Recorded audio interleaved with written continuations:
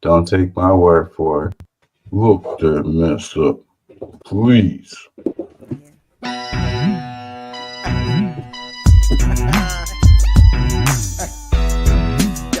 Yeah, you know what I'm saying? KCE, King Chaka. Educated and united public cannot be controlled. Get organized. Learn to be active.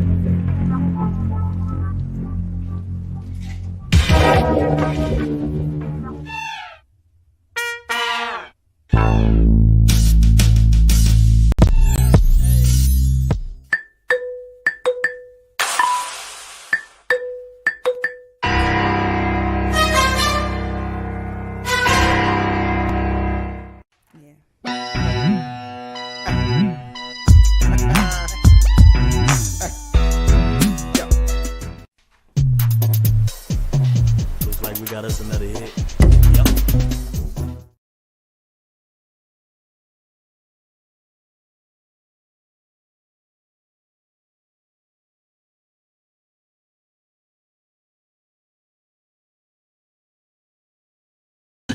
Did you tell her to get away from me? She's crazy.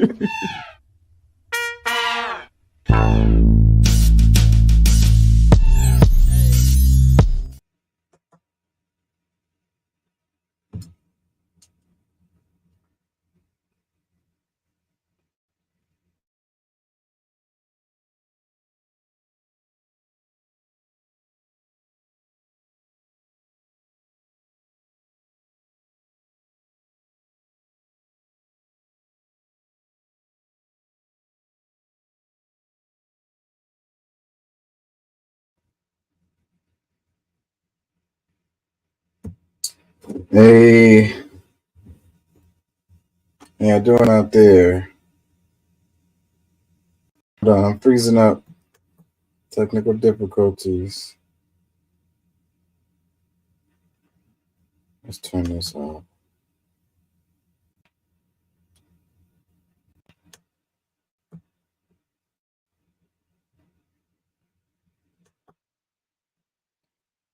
Could be the live results.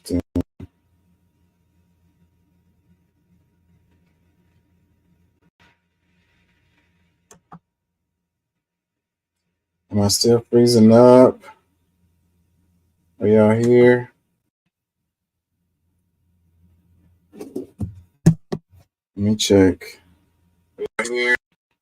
Okay. Haven't been on in a while, so I've been having technical difficulties. Peace and love. Thank y'all for joining. Thank y'all for listening. So, who's gonna win? We still don't know. It's looking like Trump is taking this. Yeah, the tortoise and the hare. I don't know. We can hold out hope. We can hold out hope on that. Can y'all hear me? Hold out hope. Or, we can accept the realities. I don't know. It's looking like Trump is going to take this. So I kind of wanted to get on and hopefully be here the moment they have to call it. So at least that's my plan. So because it's looking like it's going to be him and it's looking like they're going to be able to call it soon. At least that's what I'm thinking. And a lot of the channels that I watch, they're all, most of them are turning it in for tonight. And a lot of the channels that I, so maybe I can corner the market here. What did he say? My computer is going so slow right now. It says I was winning, and quite frankly, I did win. Yeah. Yeah. So who's the tortoise and who's the hare? Is Donald Trump the hare or the tortoise? Man, we finna see. We're about to see. I don't know. This screen might be what's slowing me down. gonna try something right quick here. Can I turn this back on? And am I still going slow? I think it was that live tabulations tab that slowed me down.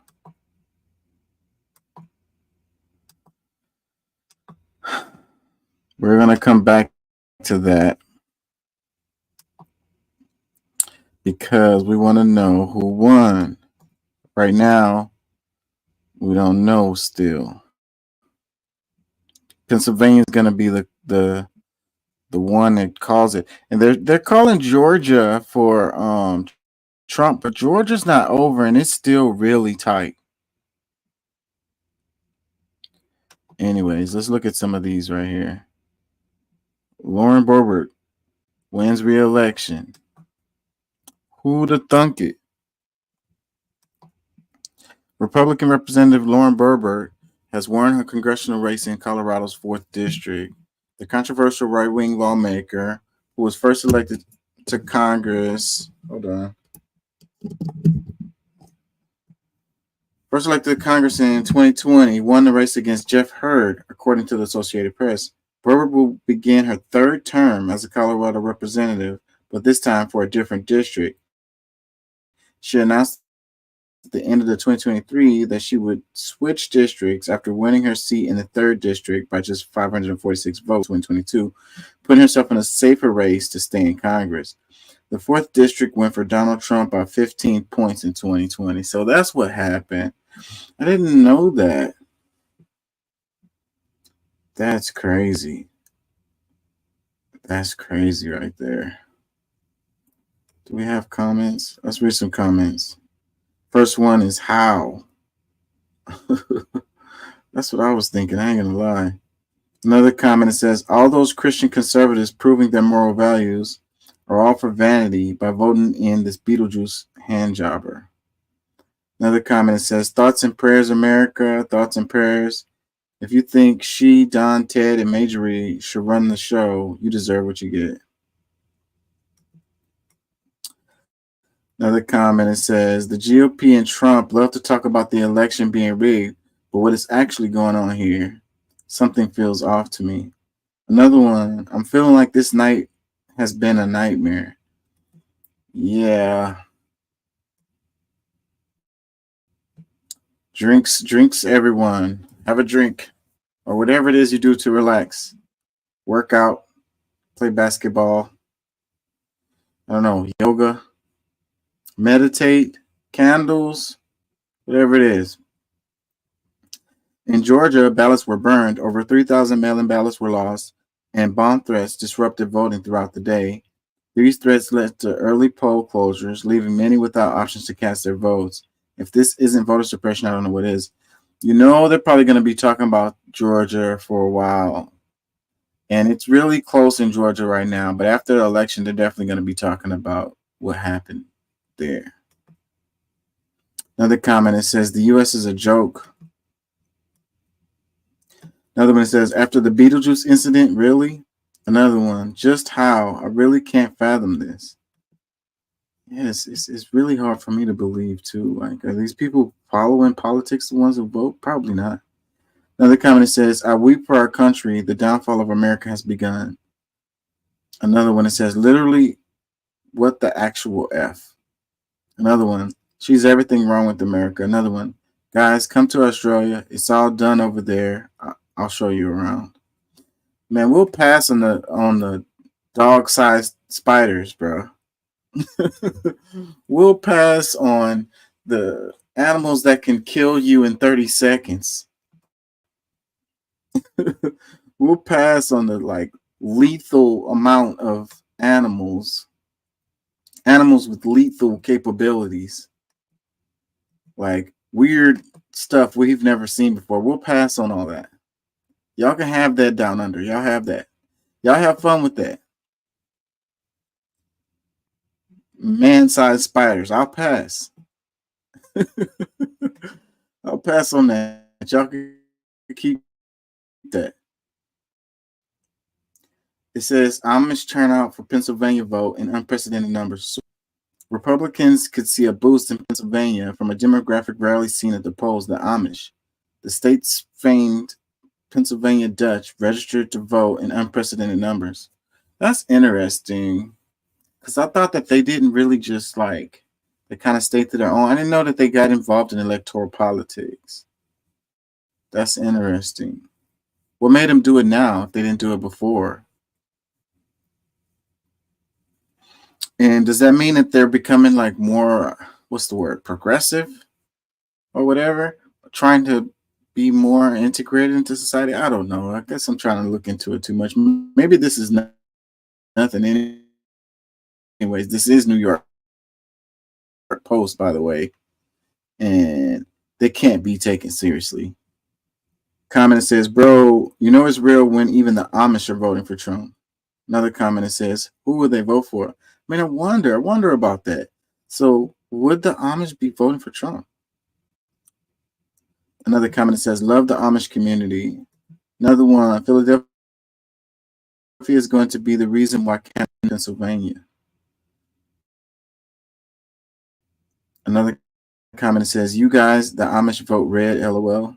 Another, yeah, we're waiting for Pennsylvania. It's looking like Pennsylvania is going to be the one that caused this whole thing.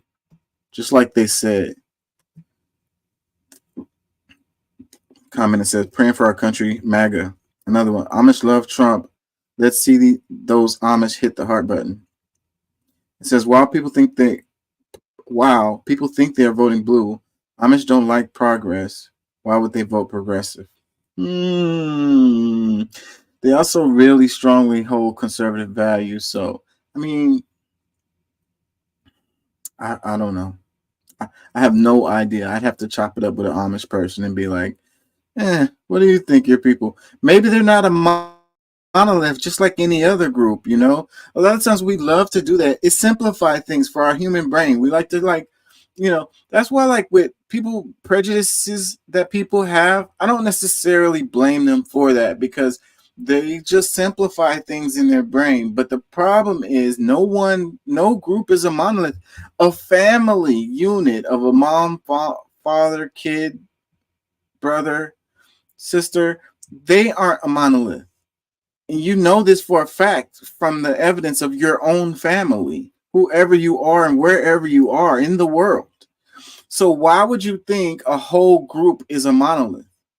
It's really just crazy, but it's our mind, you know. We like things to be in perfect little boxes and perfect little shapes and organized and all of this.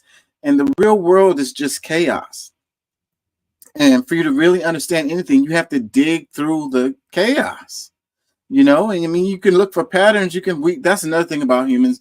We always looking for patterns, and sometimes no pattern is the pattern. Like, you know, that kind of stuff doesn't work well with our mind, like our brain, like the way we are wired. So yeah, we like to simplify things, put things in boxes, and just like, okay, so all the Amish are voting one way. That may not be true.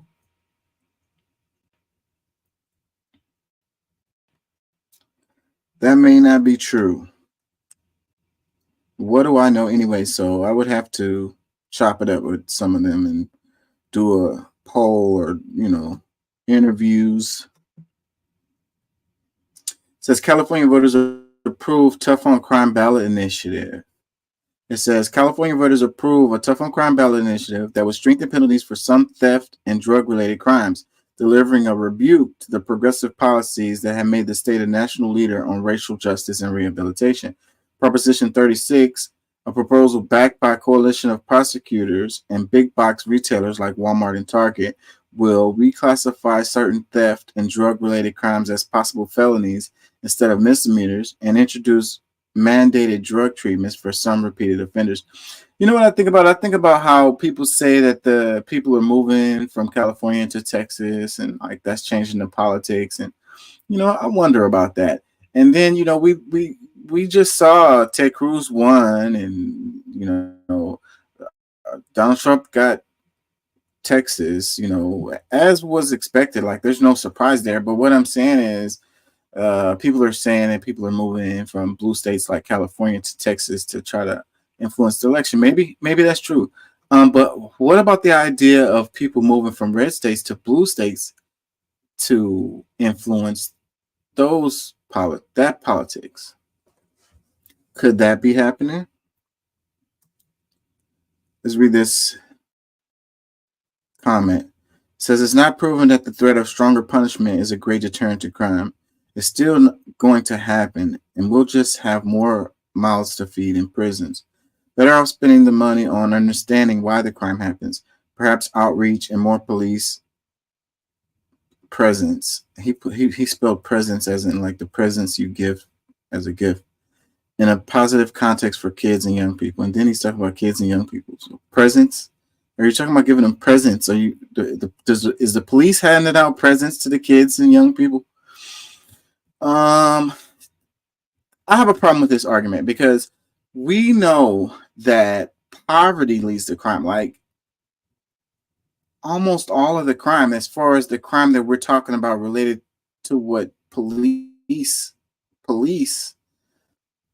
in the streets is like crime related to being poor. I mean, murders happen, but those are minority crimes. But I mean is that they don't happen often. As much as your nightly news may lead you to believe otherwise, the truth is it doesn't happen nearly as often as like petty crimes, like little crimes. And those crimes have to do with people who are in poverty, people that are on drugs, or people that selling drugs. Like it's all kind of all interrelated. Those three things, like you get down and out in your life and then you use drugs or you sell drugs. So yeah, those three things go together. And if you really want to cut down crime, you just cut down on poverty. And you're like, oh, so you're looking for handouts or whatever. And then it needs to be the family unit. They're responsible for raising the kids and making sure that they don't go out there and do crime. Okay. I mean, that's a fair argument or whatever, but them having opportunities. And what happened to the village raises the child, And then you can say, oh yeah, these parents are like, don't say nothing to my child. And that's actually a good argument because a lot of parents do say that. But these are all excuses, we can do it. We can do it. We can be a community and we can work together and we can make sure that we have what we need to succeed and to thrive and to not be tempted with crimes. It has to be an incentive to do it, but there's no political will for that because exploiting people is the way you make money, and you exploit people who are down and on their luck, committing crimes, selling drugs, buying drugs, or whatever. And this is good. This is good for business, for prisons, prison industrial complex, it goes on and on. It's a way to make money. So people don't want to put forth the effort to build their community up. Like education is another part of it. So like working on poverty and educating them. And then they can make a way for themselves that's not crime and selling drugs. It's really not complicated. It's really very simple.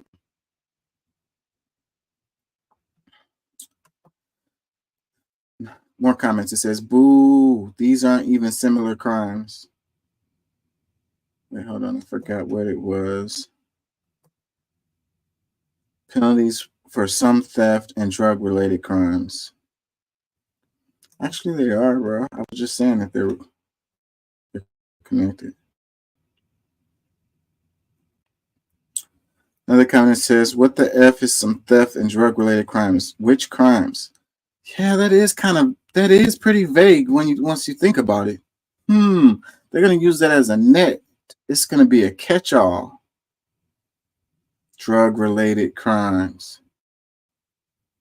Some theft. So only the poor people theft. If rich people steal stuff, then they can get a pass. But if they're poor and they steal stuff, then no, we got to throw the book at them.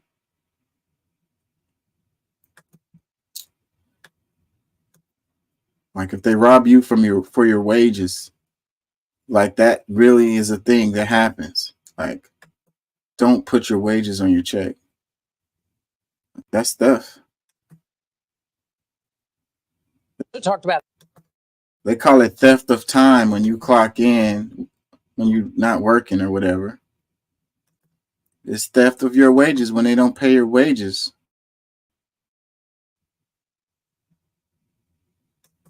Donald Trump is getting more of the African American And theft of your time because you was there. You lost wages and time.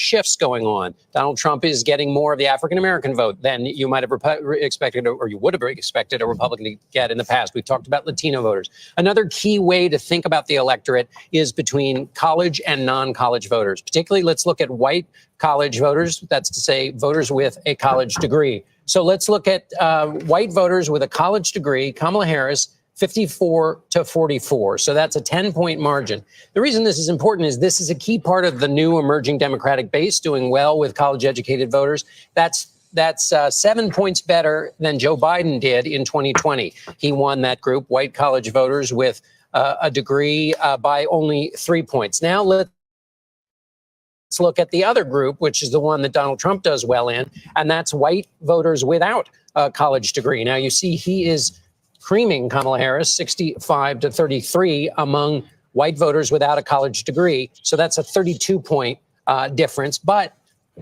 that's a little bit less than he did than in 2020 when he beat Joe Biden with that same group by 35 points. So this is we see the shift happening. Kamala Harris overperforming with white college voters. Donald Trump doing essentially as he did in 2024, although a little bit worse.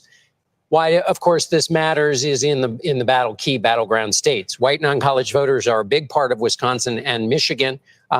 In those states, the picture is a little bit more mixed. Pennsylvania, now, I'm not too. going to have exit poll slides for you or graphics, but just to give you a sense of the picture. In Pennsylvania, the picture we just described, where Kamala Harris is doing well with white college voters, she's doing 19 points better than Donald Trump in Pennsylvania. Biden beat him only by 9. Trump is beating her by 29 points with voters without a college degree who are white, beating her by 29 points, but he beat Biden by 32. So the Pennsylvania story matches that national story. But in Wisconsin, and I'll just wind it down here, Wisconsin and Michigan, it's much tighter. White college vote for Harris is about what it was for Biden. White non-college, Trump is doing a little bit better in Wisconsin than he did in 2020. In Michigan, Harris is doing a little bit better among white college voters, but in white non-college, Trump is up by 3. So in those two key states, the picture's a little bit more mixed than at the national level. To talk to National level. Somebody's been talking a lot or has been sipping. No, I'm going to leave him alone. It's not easy to do this. You know, it would be nice to have a whole freaking team like these people have, lighting team, all the people on their laptops and the guys in the back in the control room and stuff. Yeah, it would be nice. Would be nice. But it's just little old me. Let's look up the voting results. It's going to slow down my screen.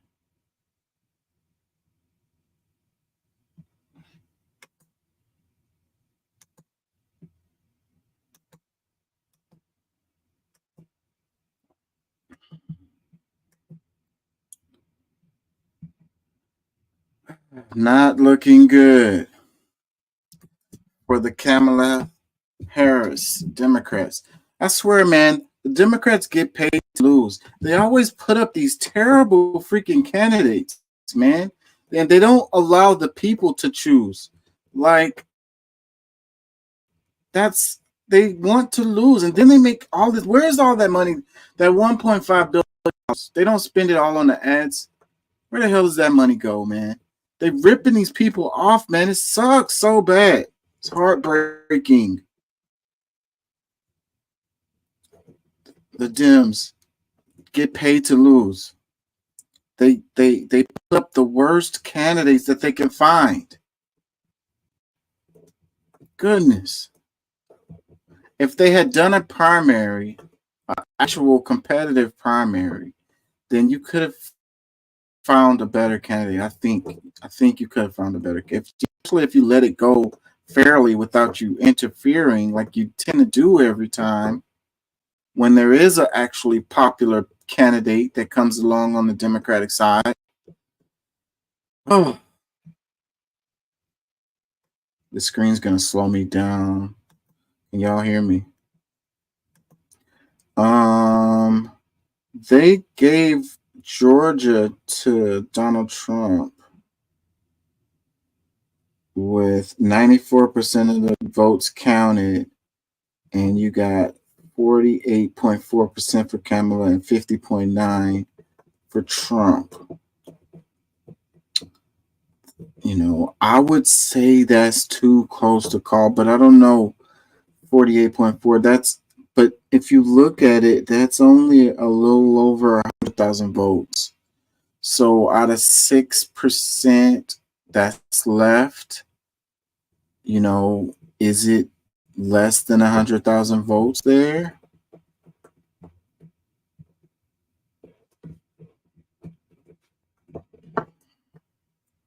They already called it though. But they could be wrong. Sometimes it'll happen like that. But it ain't gonna matter. It's not gonna matter if if he gets Pennsylvania, it's not gonna even matter what happened in Georgia. Right now in Pennsylvania, you got Donald Trump 51%, Kamala Harris 47%, with 90% of the votes counted. So I wouldn't be surprised if they call this. That's a bigger difference than the Georgia one. Yeah. That's a bigger difference than the Georgia one, with only 4% less of the votes counted. So 90% of the votes counted in Pennsylvania, with a 51.2% for Donald Trump and a 47.8% for Kamala Harris, with a $200,000 votes between the two of them.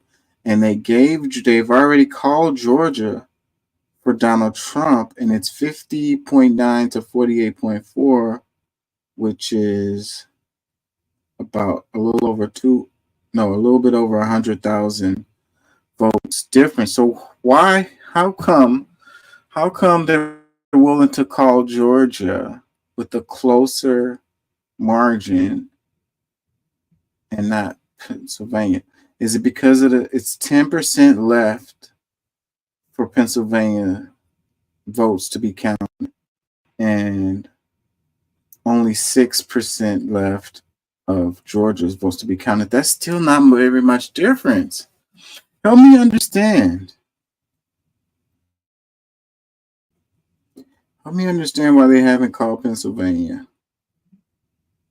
And Michigan, she's losing. She's finna lose this. This is over. They can call this right now, I think.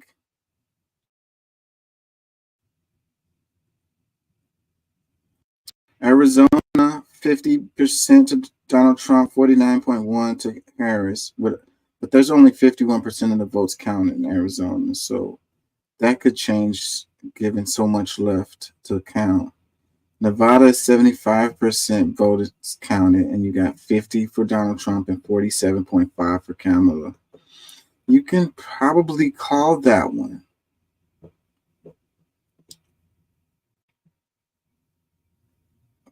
Alaska's not finished, but you got, how come they haven't called this one? Well, it's only 26% in Alaska.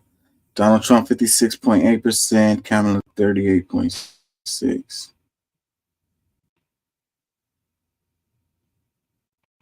It's pretty much went the way that they said it would go with all these states, except for, well, these were the ones they were said it was going to make a difference in the election. They haven't been called. But you got Donald Trump with a pretty good lead in Wisconsin at 85% of the votes counted. Donald Trump's at 51.4%, Kamala Harris at 47.1%. You can call that one.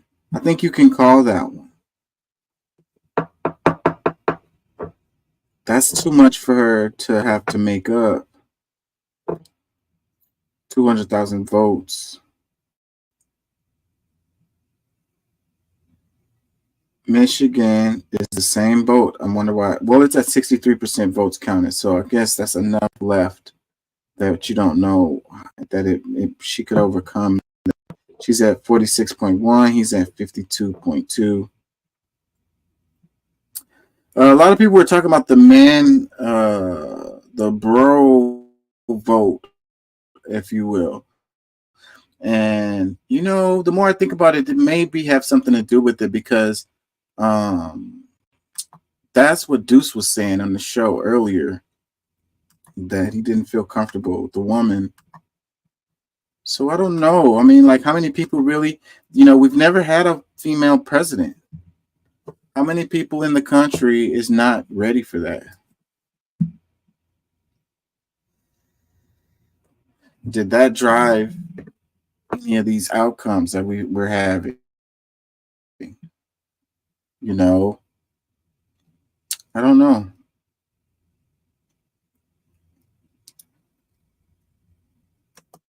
What do y'all think?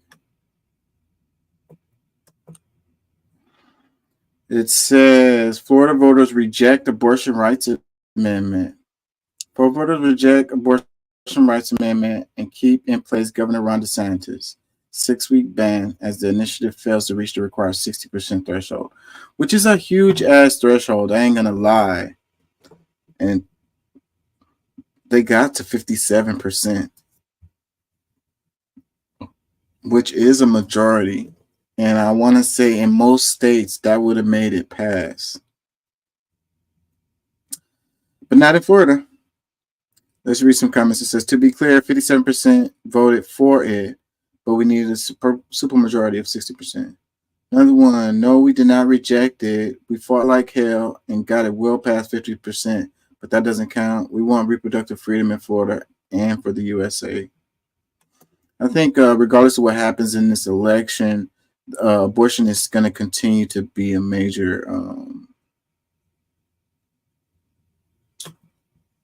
issue in politics. Like, it's going to decide people's votes. Another comment says at least 57% passed it. The 60% threshold is BS. Another one, less than 3%. We were so close to showing the rest of the U.S. that we actually give a shit about women, but nope. Women and babies will continue to die here at higher rates while everyone else turns their cheek. Another one, I want to see the same energy for adopting and giving a home to all of these children in the system since we are so pro-children. Another comment, the majority of Florida voters said yes, we did not reject it. The 60% threshold is designed to make it impossible to change amendments. Another one, fix your headline, Florida voters did not reject abortion right. The Florida GOP made it impossible to win. Another comment, we expect nothing less from Florida. In my head. Another one, Florida never does anything right. I would never live there. Another one, vasectomies prevent abortions. That's an interesting comment there. Another comment, 57% is not a rejection. The 60% requirement in Florida is just another systematic example of minority rule in this country. Another one, for the record, they did not reject it. A majority of them voted against the ban, but because Republicans there pulled a slimy move and made it require 60%, the 58.3% majority have had their votes suppressed. What it is.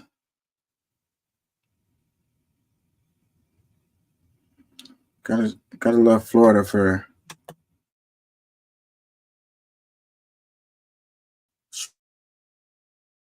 showing you how to take care of business. They jury, Oklahoma, Tennessee, and South Carolina, while Vice President Kamala Harris is projected to win Maryland, Washington, D.C., Massachusetts. ABC News projects. We're not going to spend no time on that. We already know that.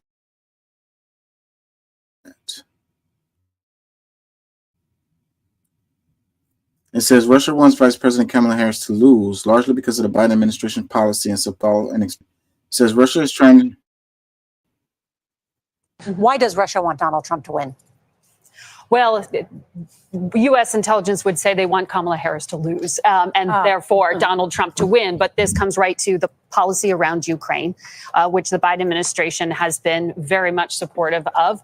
There are a number of reasons in terms of just liking chaos, but trying to just instill some kind of division within the United States and exploit it. And that is what Russia's modus operandi has been, trying to be agents of chaos. And the threat doesn't stop with Election Day. It continues well after. U.S. intelligence has declassified a lot, including information that back in January, Russian intelligence tried to hire Americans to carry out violence in the United States of America. So it is making us doubt ourselves, our systems, each other, and possibly stoke violence.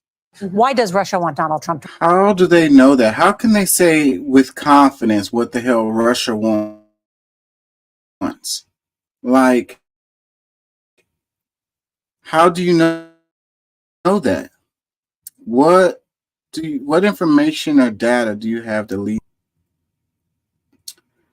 Let me read this. It says Russia is trying to be agents of chaos, and that the threat doesn't stop with Election Day. It continues well after. Brianna says it is making us doubt ourselves, our system, each other, and possibly stoke violence.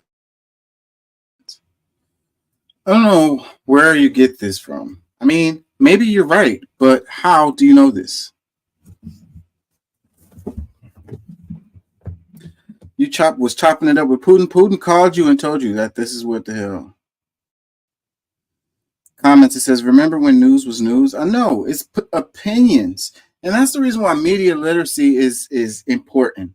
And as we move forward, I think it's one of the most important things. As AI gets better at fakes, you know, it's so many. I saw a video yesterday, I think, where it looked like some white scorpions or something was crawling out of this dude's glove compartment in the car.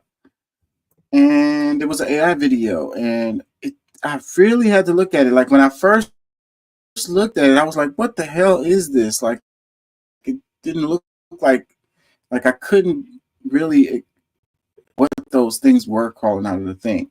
And then when I just kept looking at it, I was like, wait, this is an AI video, because you can see in the AI videos, they're not good at separating things when things are close together. Like you can see the AI still struggles with fingers and stuff like that, like those little details. And so like you could see like they kind of look like scorpions, but they could have been something else, but they were AI, so they wasn't anything, but they would split apart. It was a part in the video where I could see where like one or two of them, or one became two or something like that. And that's what you see in those AI videos. But as time goes on, they're going to get better at that. And it's going to be harder to spot these AI videos. And that's the reason why media literacy, everyone needs to take a class of media literacy. Like you don't have to go to a university to do it. You can look it up online or whatever. Watch some YouTube videos on it. Like it's really important. Like all of us think we're media literate. All of us think we can distinguish, you know, if something has a framing or if it has a bias or whatever. We all think we're good at that. But let me tell you, like we all need to do better at that. And that's the reason why they're able to do what they're doing, is because so many of us are media illiterate and we don't know what's real and what's true or whatever. And then we just dismiss it, or we close it off, and we're like, our confirmation bias kicks in because we're like, you know, they're just lying, and you just leave it at that, and you don't do any digging into it. Or lying to you, actually lying to you, you don't fact check them. You don't double check what they're saying to you.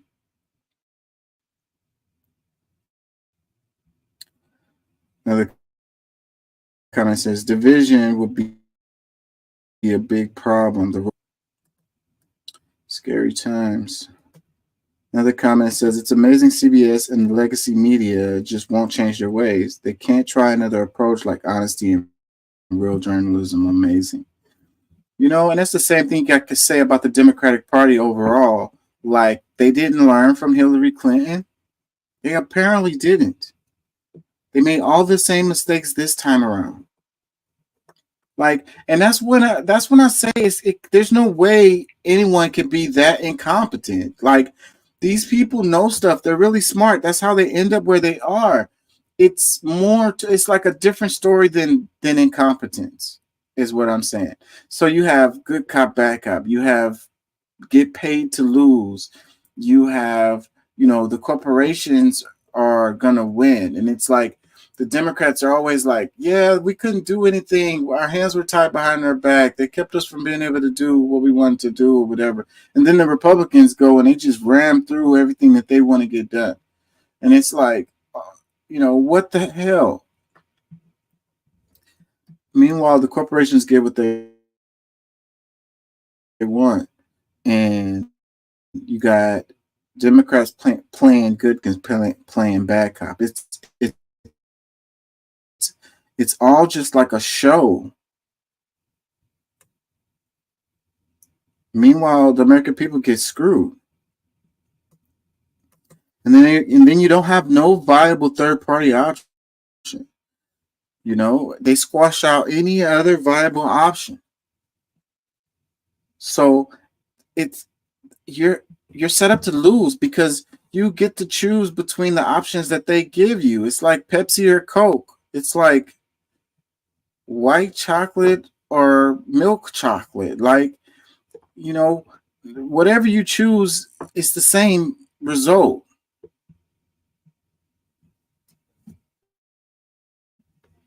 If they get to choose what options that you have, they win every time. It's like whatever they it's kind of like these brands that we think are competing with each other and they're owned by the same company. Like, it's like, we don't care if you choose Cheetos or Doritos. We still get the money for it. It's like, oh, we're going to boycott this company or that company or whatever. And it's like, bro, you'd have to not do anything to boycott this company. Like, no, you'd have to make your own clothes and grow your own food and not use any cell phones or technology, because these companies are in everything, every part of your life. And it's the same company. More comments. It says, it's not just Ukraine. Putin wants to push into Europe, and the Orange want to be dictator. Will not stand in his way. Another one, it says, strategy, blame Russia for everything. I'm telling you. Which channel was this? CBS? Yeah, the Dems, they blame Russia for everything. They're gonna say it was Russia. That's the reason why they lost this election. Yeah. They're gonna be like, Russia did it. They wanted Donald Trump to win. Somebody just texted me and said Trump won, but it's not saying that on the live voting account. AP. Let's look at it.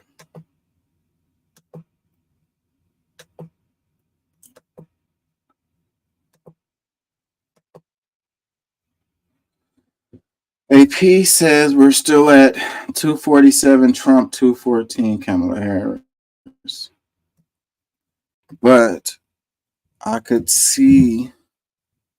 totally see them saying Trump won looking at this map. I don't know why they haven't called Pennsylvania at 93% votes counted. They could possibly call Michigan, and they could definitely call Wisconsin. So how many is 10 in Wisconsin and 15 in Michigan? That's 25. Where are we at again? We need 270. See, that's still not enough. Maybe that's why they... Wait, no, that is enough. What did I say? 10 and 15. That's 25.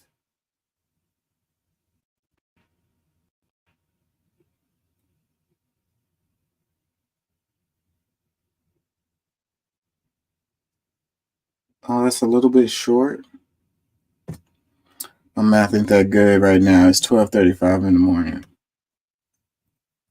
So that's still short. But if they called Pennsylvania, which is 19, so basically if Trump gets 2, it's 11 here, 6 here. Well, he pretty much needs 3. He needs 3 of these that's left. There's only 3 in Alaska. He needs 3 of these. All of them look like they're going to him.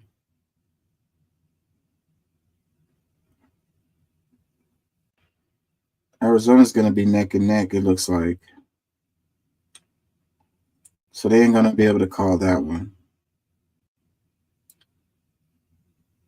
Nevada, they could call Nevada for him too. So he needs 3. So if they call Nevada, yeah, if they call Nevada, Wisconsin, and Michigan for Trump, he wins. If they call Pennsylvania, Michigan, all he would need is Pennsylvania and Michigan, I think. Yeah. If he got these 2, he wins. If he gets Michigan, Wisconsin, and Nevada, he wins. Michigan, Wisconsin, and Arizona, he wins. If he gets Pennsylvania and pretty much any one of these, if he gets Pennsylvania and Arizona, he wins. If he gets Pennsylvania and Michigan, he wins. And it's looking like I don't know why they haven't called Pennsylvania for him. I could see why they're holding out on Michigan. I don't know why they haven't called Wisconsin for him. But that would be 30. That would be 29. Yeah, that would be enough. That would be enough if they called Pennsylvania and Wisconsin. That'd be enough. Wonder why they haven't called it yet. They're trying to be safe because there was that time they called the president out that wasn't the case. I don't remember which election that was. They all muddled together in my brain now.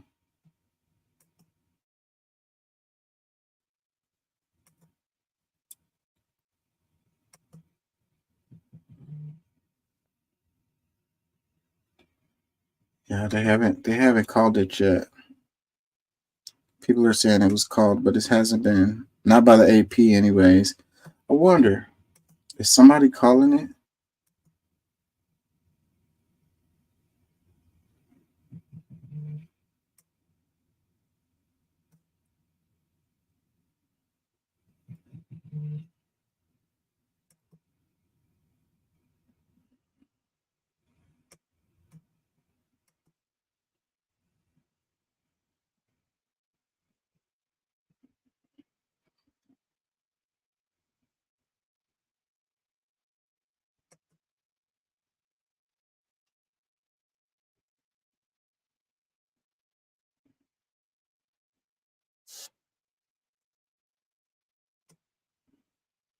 They're probably waiting for.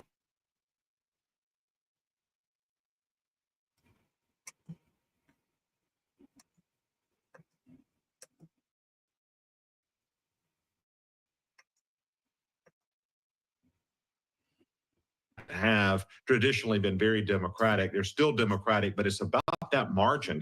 Trump's margins are, a little bit better than they were in 2020. And in the swing state, that makes a lot of difference. And so, again, I think that everybody's kind of reading into that chance of being able to win.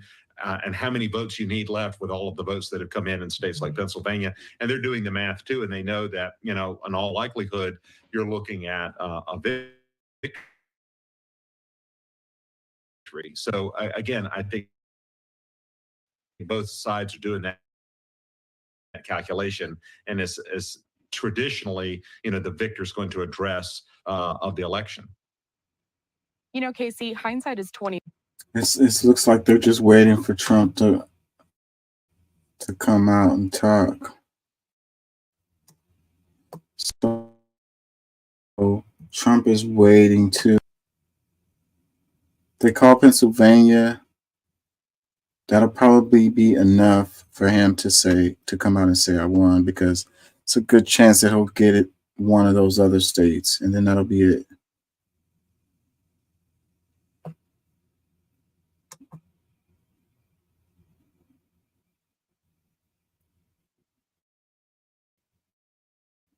Of these states. So yes, it becomes a question of not whether or not they have the majority, but simply just by. Man, my computer's going so slow.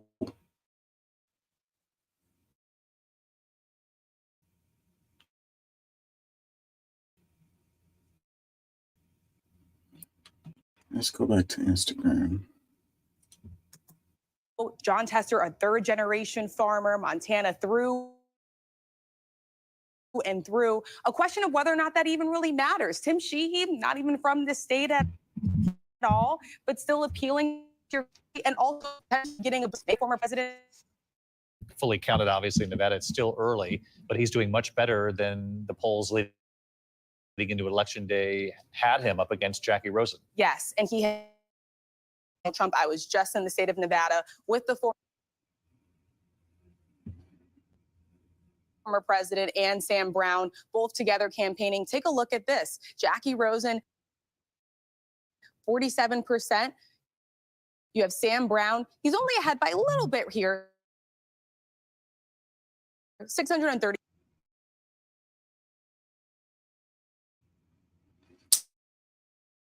I don't know what's up with their map, because a lot of these states are red on the AP.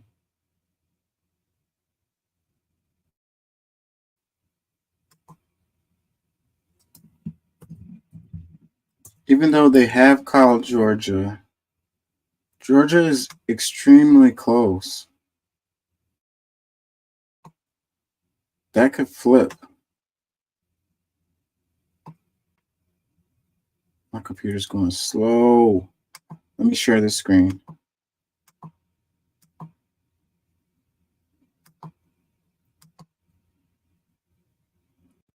It's still at 247, 214. But yeah, Georgia is 48.4, 50.9, and they're calling it for Donald Trump with 94% of votes counted. But that's only a little over 100,000 votes. If the majority of the votes that are left counted, I guess it depends on what county. Can we look at this some more? We can't look at it more.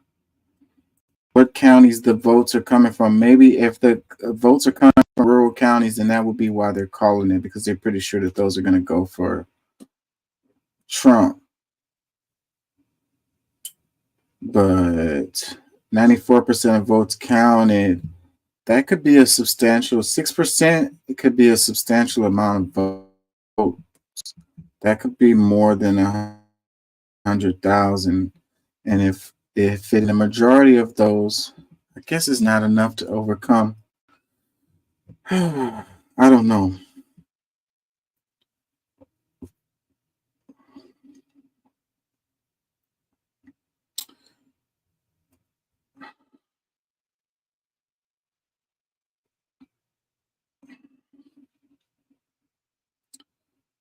Double digits in New York, that's not surprising. Blew them out in California, that's not surprising. Oregon, big league in there. Washington. They thought New Mexico was going to be in play for Trump. But it turns out it wasn't. Colorado, that's not surprising.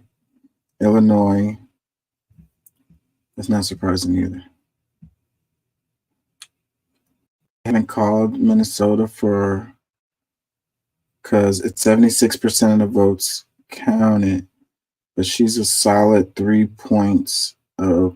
She's at 50.5. He's at 47.4. But that's looking like it's a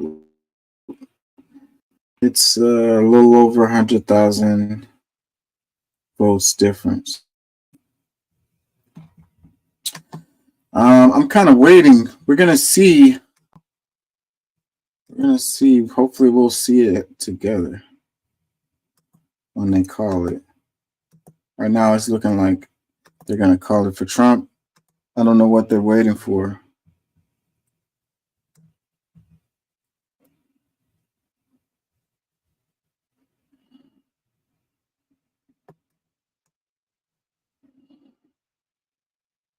Did I cover this? No.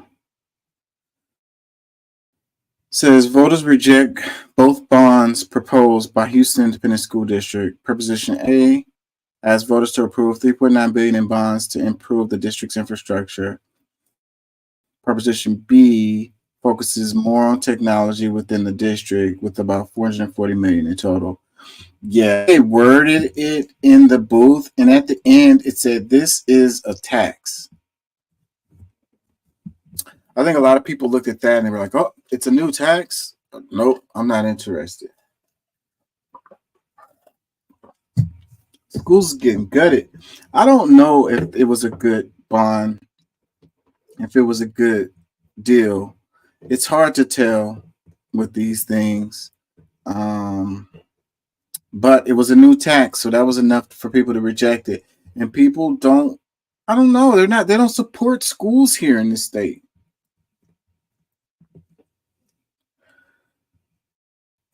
Comments, it says, didn't the feds just raise HSD officials for misappropriation of funds? And you're shocked this was a no? Yeah. I don't know. When people make comments like that, I always be like, well, you could do some kind of oversight committee or something. That's not really an excuse to not give the people the funds. If if you feel like they're not going to, oversight committee, a transparency deal where you can track everything.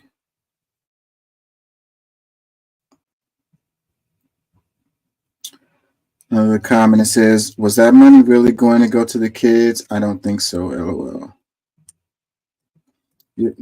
You're probably right on that. Another comment, it says, why would we give HSD money and pay higher taxes when they're going to scrimp the schools, especially the hood schools? Absolutely not.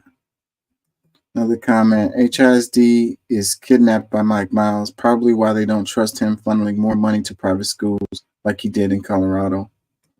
See, that could be a thing.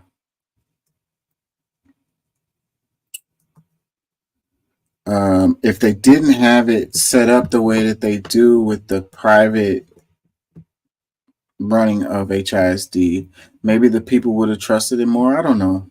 I don't think they would have. I think they would have found another excuse and would have just said, HISD is not taking care of business. They would have said the exact same things they're saying now. Another comment said, Republicans are doing away with public schools, so who cares? That is what's happening. Another comment says, who would vote for more taxes anyways? Another one, the wording on those was basically, would you like to pay more taxes? Of course it didn't pass. That's what I said. That's exactly what I said. That's what I noticed when I went into the booth. I noticed that the wording was like, this is a tax. Just so you're clear, just so we're clear, this will raise taxes. Is that what you want? Is that what you want? Click yes right here. Basically, that's what the damn thing said. The wording on those things have a lot of impact. Another comment that says, I think it has everything to do with the lack of trust within HSD school district. Another one, that's because the voters who can vote have their kids in private schools. What do they mean by voters who can vote? I don't agree with that, but it is like a push to move the kids out of public schools and into private schools.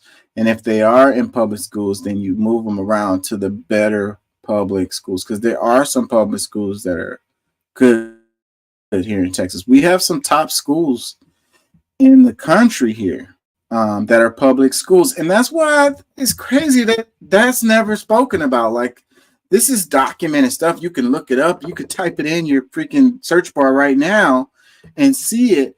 But what you hear people say is all of the public schools suck. And that's just absolutely not fucking true. You know, and mostly the schools that suck are in, well, quote unquote, urban communities. Now, you wonder why that is. So the schools that are decent are the private schools, and the schools that are in, let's call it, affluent areas. So is that a coincidence?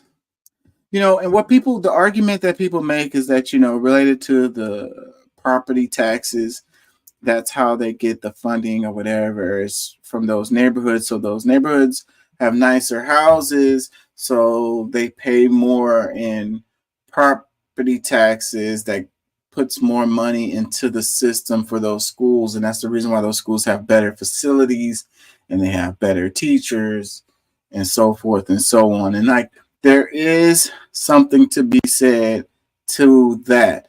But when you have like a school district as large as HISD, they have plenty of money that they can move around how they see fit. And they could put that money into, you know, underserved schools. Like, one of the things about this bond was they were talking about getting rid of all of the temporary buildings. My daughter went to a charter school when she was in elementary and middle school.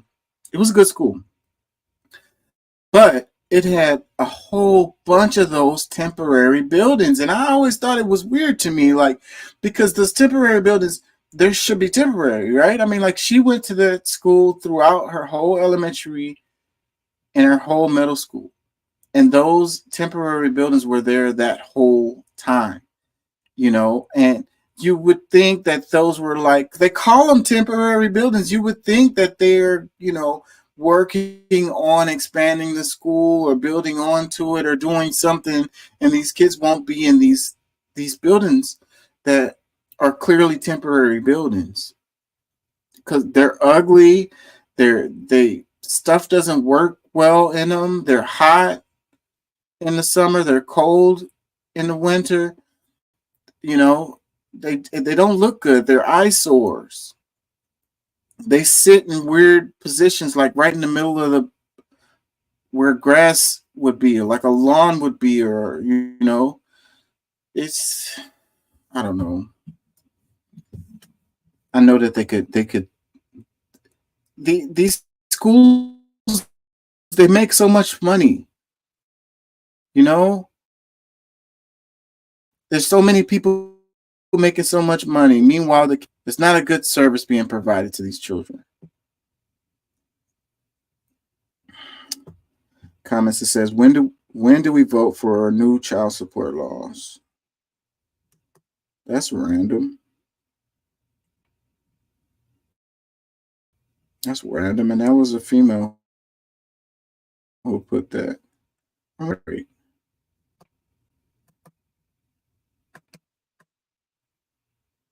Like, in what way?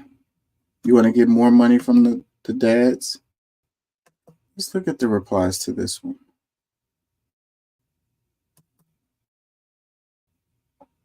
It says, I know a lady who had a father in her life when I see one. I know a lady who had a father in her life when I see one. Another one that says, so you're asking for more money and help or some rights for the father and the male? See, that's what I'm wondering. Like, what are you saying? It says, for the fathers and males. Was that her reply?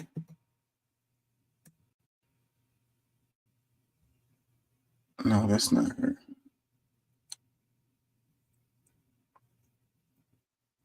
Another one that says, "What rights don't you have?" LOL. Another one that says, "You a strong, independent woman. You don't need any help." Another one, "This the one, but comment, but not like you meant it." She didn't reply, so she never cleared it up. I wonder what the hell she meant. And why would you add that on a page where we're talking about a proposition for bonds for schools? Like, you sound like a bitter baby mama, because they just be throwing. They love to just throw shit. It says, your voice, your vote 2024, Houston ISD Proposition Bill 440 million. No. So for the $3.9 billion bond, no. We're talking about billion with a B. $440 million bond, no.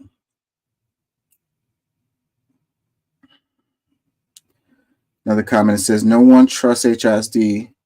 Why would they want to fund that? We need, I mean, I get the argument that you don't trust HISD, but then it's like, what about the kids though? Like, there has to be an answer, man. Y'all just gonna let these kids, like what they say, no kid left behind. All these kids are getting left behind. It's so sad. So terrible. And just like I was talking about crime and all of that earlier. So you leave these kids assed out, and then you're surprised that they're on drugs or selling drugs or doing crime. It's still at 248, 214. What, they just gonna stop updating this? It's 1257.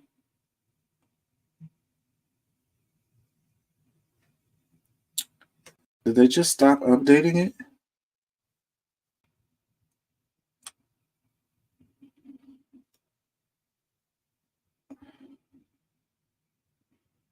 It looks like it's all the same.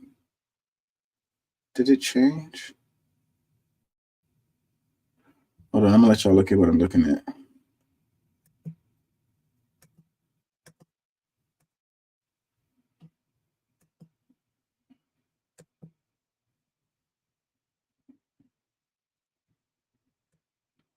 It's still at 214, 248. And it looks like, did Pennsylvania change? Yeah, Pennsylvania did change. More in Trump's favor.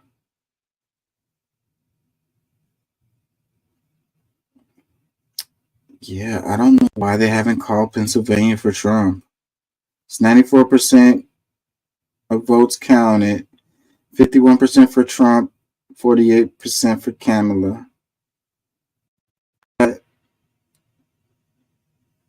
Almost a $200,000 vote difference there. Yeah, I don't think she's gonna pull this out. If she doesn't get Pennsylvania, she's not gonna pull this out. I'm gonna exit this because this is freezing up my screen. Yeah, I saw it draw. What's up, Doc? It's weird that it draws so much off of your resources. Yeah, I think it's because of that live update that goes into that screen. You know what I mean? It's there's drawing a a lot. of internet's running slow as hell today. I was even playing GTA 5. They updated the game, but their little cheat system didn't update yet. So every 5 minutes you get booted out of the game because you don't have the right version of the anti-cheat software. I'm like, that's annoying as fuck. GTA, Grand Theft Auto. Grand Theft Auto. Okay, yeah. Yeah, my brain went to Gran Turismo. I'm an old guy. I'm still playing a 13-year-old game. But to be honest, what are you talking about? Vice City, is that the one? No, GTA 5. Well, they haven't come out till next year. Yeah, I was going to say they never came out with a newer one. That's the latest one. 6 is coming out next year, and it's going to be console only for a while, so I still won't be able to play it. Yeah, well, I have GTA 5 too, and sometimes I play that game. I think Vice City was the best Grand Theft Auto game, but I could be biased because of my age. I'll tell you, I played it a few times before. I never really liked the game until the whole pandemic, because they gave it out for free about the second week of the lockdown. They just said, fucking lying. Dude, everybody's Epic and Steam both had it for free. They're like, hey, dudes, you guys are going to be stuck for a while, and here's something to do. And I think somebody did tell me about that. I didn't take advantage of it. I paid like $60 for my Grand Theft Auto 5.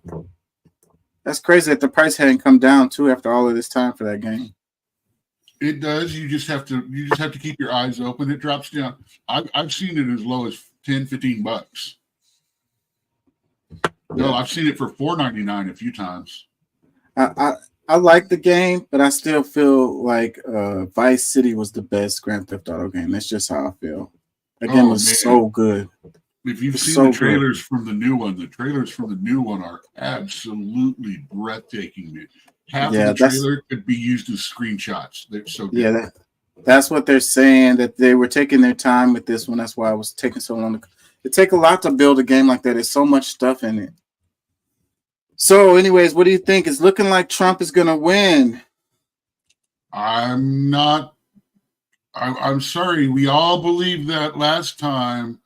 And then all of a sudden they found 12,000 votes in Georgia, which flipped Georgia. And that's all it took. Well, I was looking at Georgia. Georgia is really close, really. I'm partly surprised that they called Georgia for Trump, because it could possibly, I was looking at it, was 120,000 votes or whatever difference between the two of them, and it's still 6% of the votes haven't been counted. So it's like 50 to 49%, something like that. Like, that's pretty damn close right there. That's pretty damn close. What is the margin for error to automatically trigger the recounts for those? It's different in each state, though, right?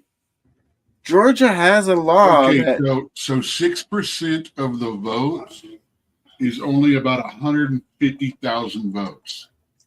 All 150,000 votes would have to go to Kamala for her to win Georgia. All 6% of Georgia's remaining votes have to be a Kamala vote for her to win there. So that's why they called it, because that's not like the number of votes left is not enough to create a win. Yeah, I had to whip out the calculator on that for a minute. I'm like, why would why would they call it? I'm like, oh, that's why.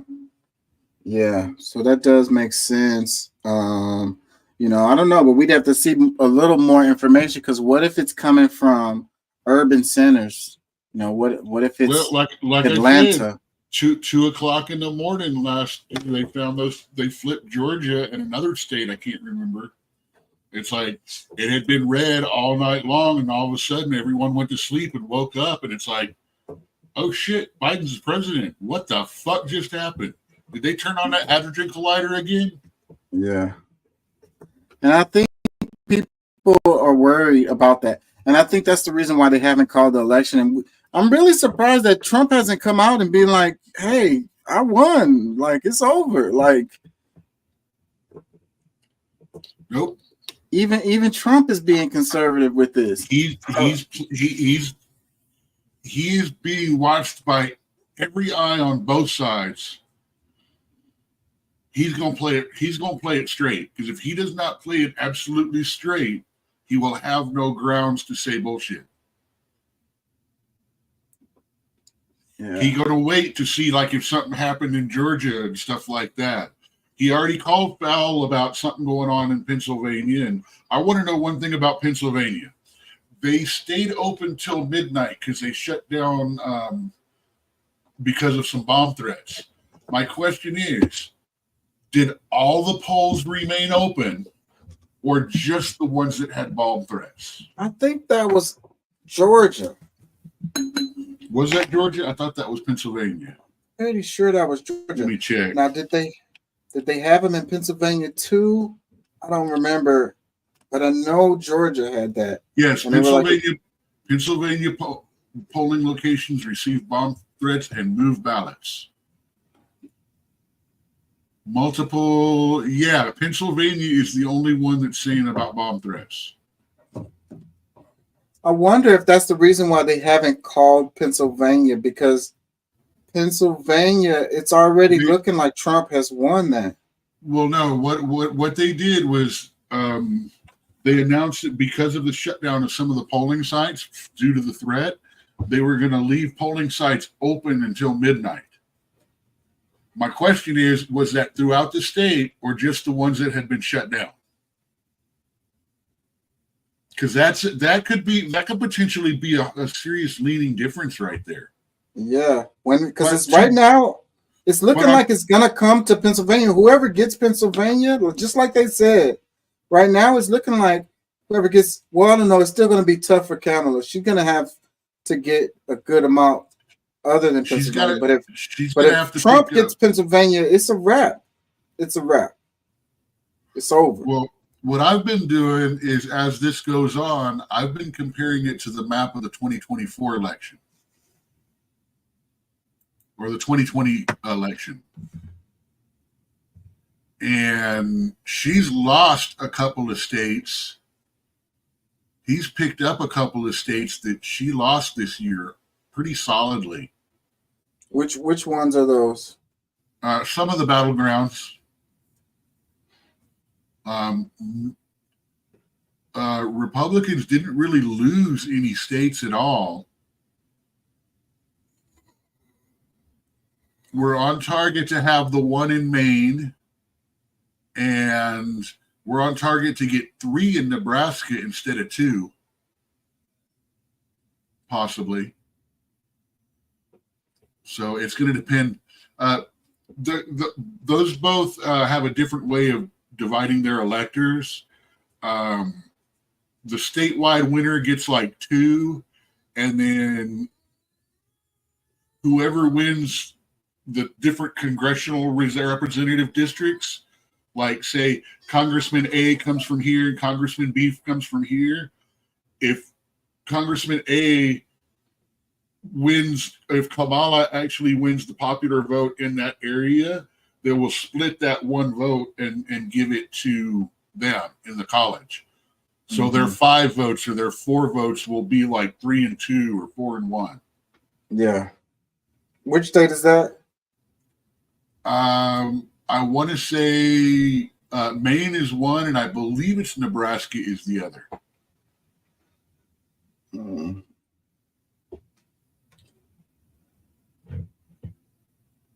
So they haven't updated that screen very much in a while. You said they left it open till midnight, so it's 1 o'clock here. So that means that the polls just closed like 8 minutes ago there? For us, yes. Yeah, in Pennsylvania, some or all polling stations have been open till midnight to accommodate for the bomb threat. And all the releases about the bomb set says no people, it was hoax bomb threats. NBC says polling locations in swing states, plural, but every other headline says Pennsylvania.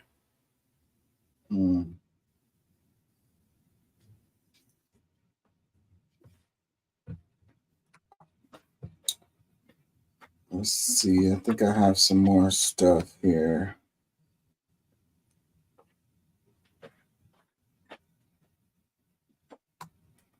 Can Ted Cruz won Texas? That's not surprising. I knew that was going. It's pretty interesting right now. Democrats lost 2 seats in the Senate, and we gained 2 seats, or Republicans gained 2 seats.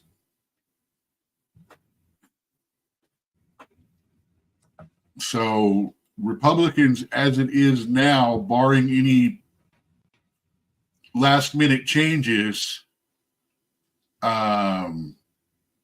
Republicans have the 51 of the 100 seats for Senate.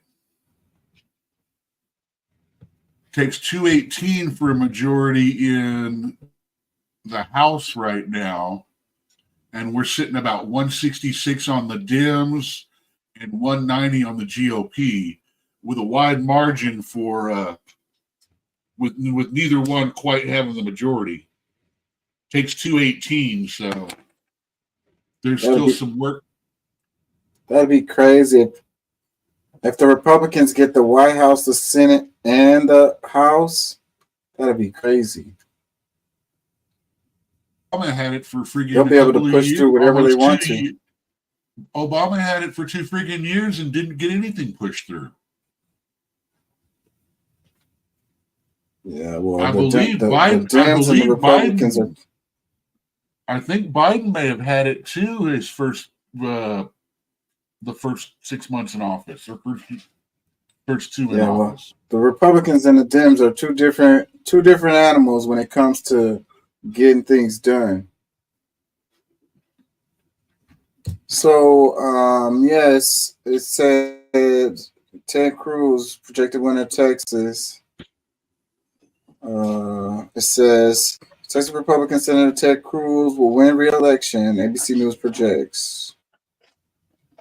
Let me read some comments. This is ABC 13. It says, "What the F? Who voted for this man?" Another one, "Bro, what the F are y'all doing out there? We're tired of Ted Cruz and Greg Abbott. Get them out." It's too late. He's going to be in there for another 6 now. Well, 54. Another comment. It says he has terrible approval. Say, who voted for him? 54% of the Texas population. He had an almost 10% lead over Allred. He's 53.7. Allred had 44. Yeah, by almost 10 points. Yeah, he was hammering home on the ads. His ads were hammering home the thing about the transgenders in sports and tampons in the bathrooms and what else were they talking about? They were talking about immigration, open borders. So they hammered that home. So I guess it doesn't really matter though in Texas. I think the Texans were voting red down the ticket.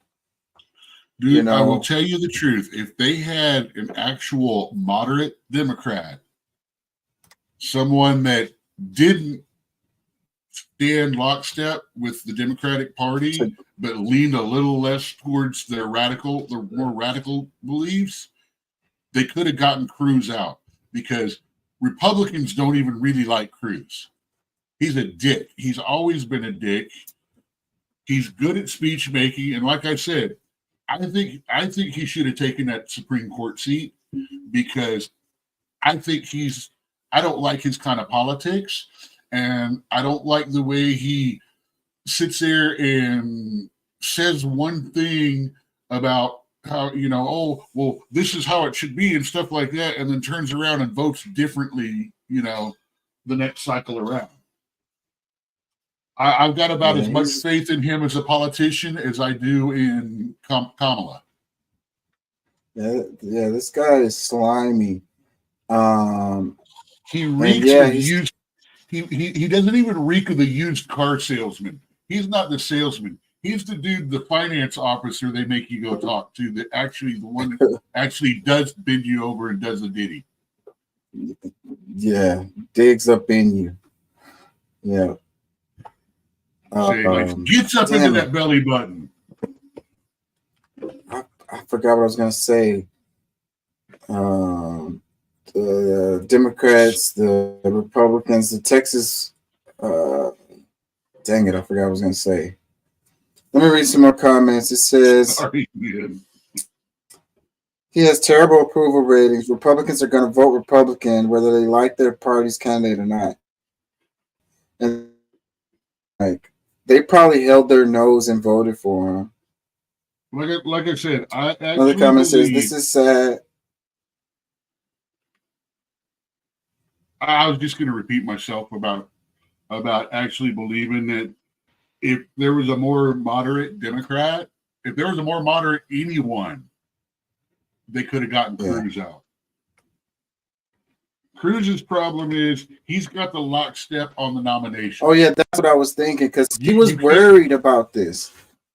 He was stressed about this one, and he wasn't the last two times. He was real confident that he was going to win. In this one, he was worried.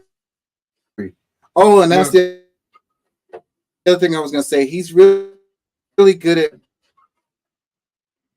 fundraising, and I think that's what puts him raising.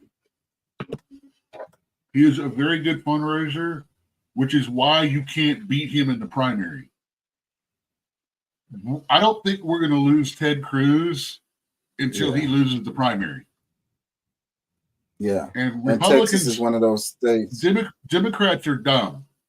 Democrats, you can go out and beat them in the primary because they don't really think about it. They think, well, I'm here, nobody cares. I've got the job, no problem. Republicans tend to actually pay attention in the primaries. You know, and that's where the struggle in the Republican Party is not who you vote for on the ballot, it's who gets on the ballot. And Ted Cruz massacres everyone because the else. Republicans are going to vote. Because the Republicans are going to vote for the red guy on the ballot. So, and especially in a state like Texas, the primary is where they decide on who's going to get it. Well, that's like AOC. I mean, he was called out by Hillary Clinton herself. It was Nancy Pelosi said that a glass of water with a D on it would have won that district. She went out, she went door to door, she got people talking, she got known and ousted the old dude that had been in there for like 15 or 20 years because she beat him in the primary. Yeah. And that's why we're not getting a lot of change in these faces, is because people aren't challenging these lazy incumbents. Mm-hmm. And I'm sorry, if you're not paying enough attention to the primaries that someone else can come out and snatch your job from underneath you, you're that kind of manager. You deserve to lose. You're the one that manages from the back office watching the cameras and not actually paying attention to the store. Let's read some more comments here. It says, I hope your mother's daughters, sisters don't ever need any reproductive health services. Another one, it says, only small cities who has no educations voted for red. Texas is like a big rural state. Like it's a huge state, but it's really a huge state of small towns. I'm getting tired of that stereotype that all Republicans are dumbass, uneducated country yokels. That is so far from the truth. I mean, that is as far from the truth as the Democratic Party is an open, welcoming place for people with various ideas.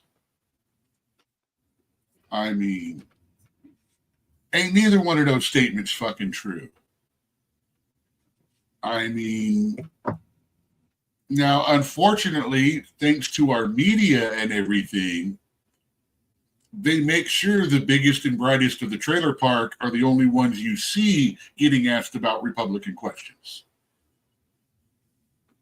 And that's messed up.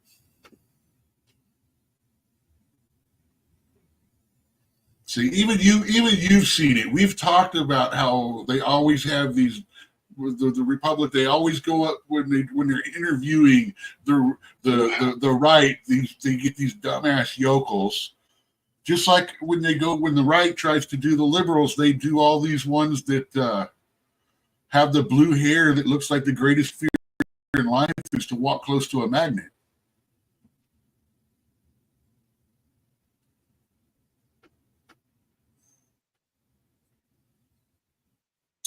Let's read this. It says Republican Senator Ted Cruz declared victory against his Democratic challenger, Dallas Congressman Colin Allred, to win a third time as Texas junior senator.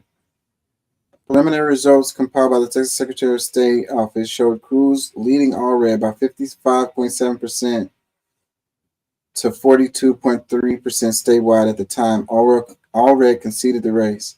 Cruz and Allred together raised more than $166 million.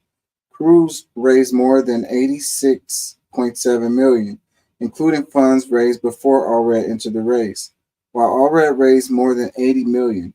That made it the most expensive congressional contest in the nation during the 2024 cycle. It also demolished the previous record for a Texas congressional contest set 6 years ago, where Cruz and his then opponent, Congressman Beto O'Rourke, collectively raised $124 million. Cruz poured much of his war chest into an advertising campaign that sought to paint Allred as too liberal for Texas. He aimed to link Allred to immigration and border security policies of the Biden administration, even though Allred was one of the handful of Democratic House members who signed on to a Republican resolution condemning those policies. He also heavily criticized Allred for opposing Republican measures to bar transgender athletes from participating in school sports. Allred spent much of his campaign hammering Cruz's record of opposition to the abortion and reproductive rights, echoing Vice President Kamala Harris' campaign against former President Donald Trump. That attack line was on stark display the next to last Friday of the race, when Allred took to the stage at Shell Energy Stadium ahead of Harris at her Houston campaign rally. Allred also attacked Cruz's record on the border, claiming Cruz had done nothing to secure it in his 12 years in Senate, and he hit Cruz over his flight from the state during Winter Storm Uri and his actions during the January 6th insurrection. Man, Nevada's got a You low know, those voter ads turnout. work, man. I don't know why the damn ads work, but Nevada's got a low Yeah. voter turnout, man. it's not that many people in Nevada, though. Yeah, but they've got 80% reporting, and they're at about 1.1 million votes. And I'm sorry, that's just Vegas itself, not the rest of the state population-wise. I mean, I would expect the votes to be more in the 1.5 million than the 500,000 zone.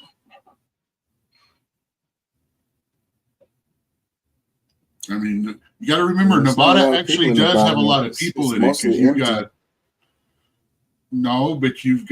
you've got several major cities, and I'm sorry, Las Vegas is a million-plus city.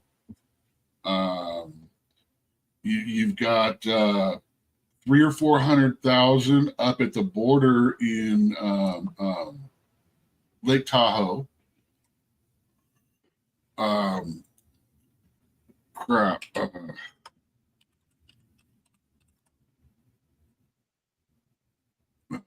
Shit. I'm trying to remember. Oh, Reno. Yeah, that's it. Reno, Nevada. That's another big one. Here, let's see if I could. Carson City.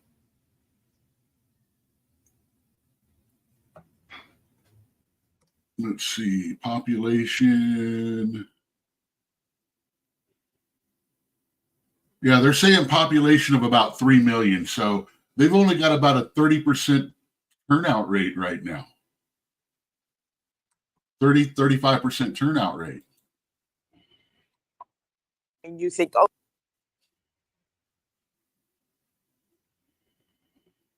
you got on the ground. You had unions out there.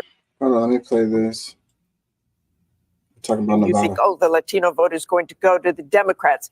Absolutely not. I mean, that's not the impression you got on the ground. You had unions out there canvassing for Kamala Harris, but it all came back to the voters I spoke to the economy. And even those Democrats who were out canvassing for Kamala Harris knew that was an issue. Like, how do you explain to people the economy that people trust Donald Trump more on that?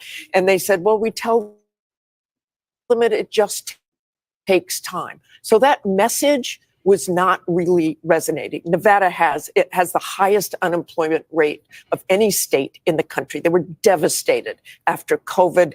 And that is the issue. You know, you can talk about exaggeration. You can talk about them calling Puerto Ricans garbage. You can talk about all those things, but it came back to the economy.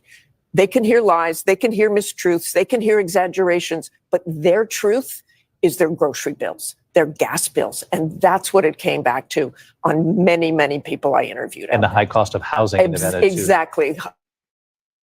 Very, very high costs of rents and immigration, of course. And you could, to Latino voters, there was one man, he said, I don't care about any of that other stuff. Donald Trump is going to be best for the border. This is a man who came into the country 50 years ago illegally. He is now a citizen. He doesn't want any more migrants, and that's why he's voting for Donald. Yeah, really interesting. And you think That's so strange to be.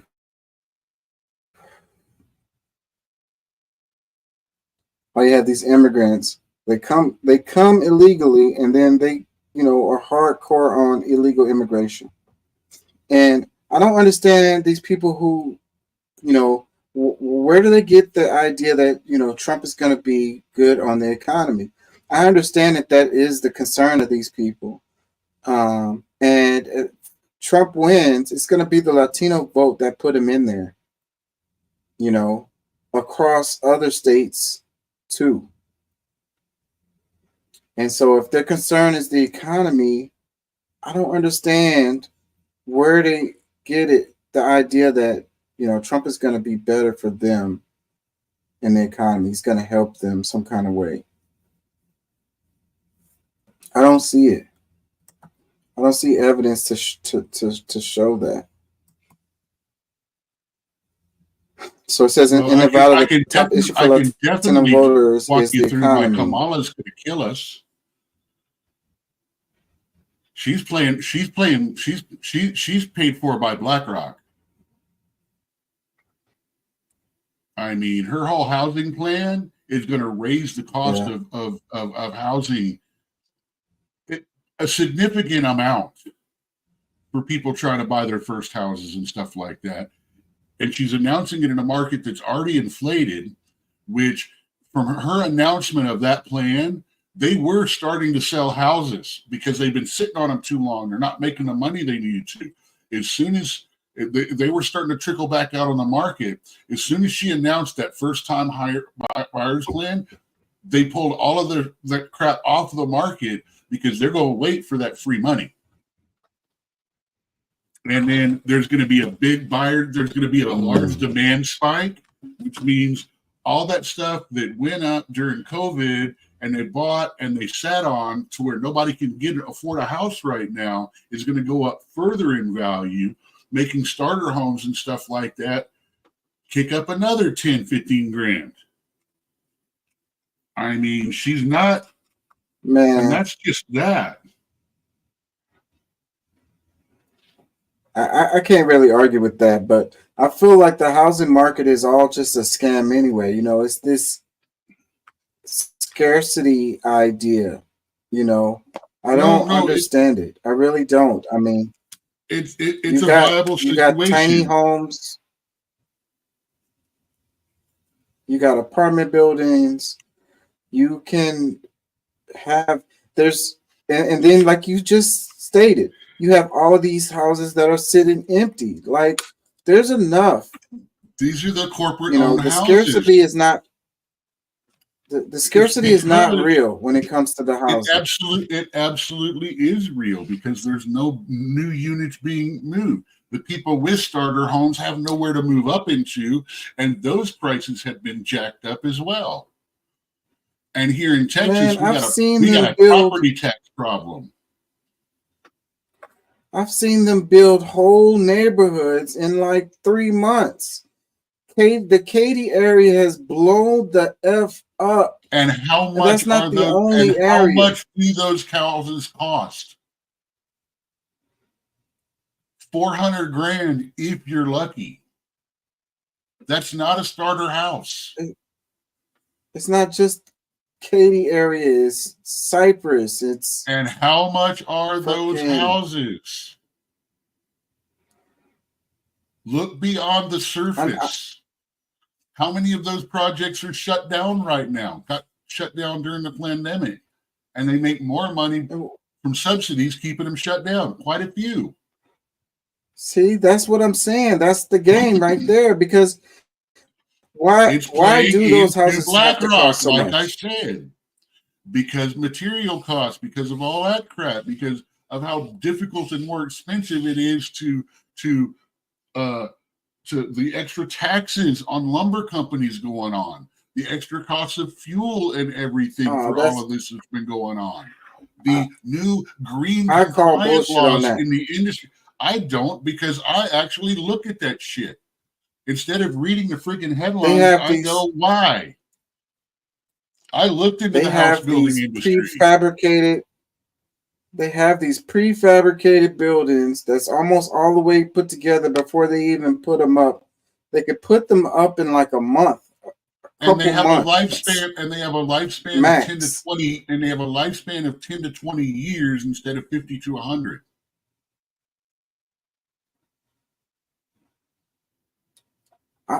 I'm not saying they're good. They're See, that- definitely trash. Exactly. They also have these what are you damn it, what do you hell you call it when it's the machine builds stuff with it? They're starting to do like the printing. printer. They're starting to do printing now. Yeah, the printing 3D wall printing. 3D printing. Again, you can't tell me, man. You can't tell me that Still, it costs them too much. Materials and machines for that are still very expensive. That's still in a newer phase.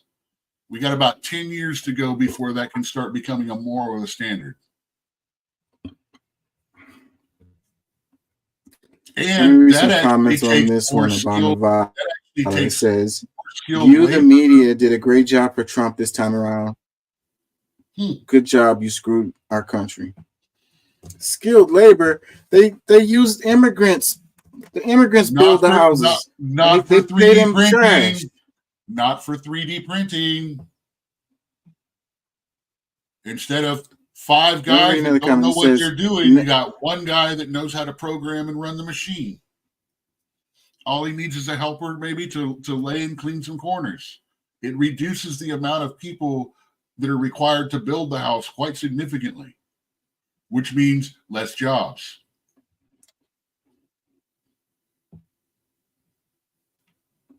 I'm sorry, I worked in the construction area. Never in the history.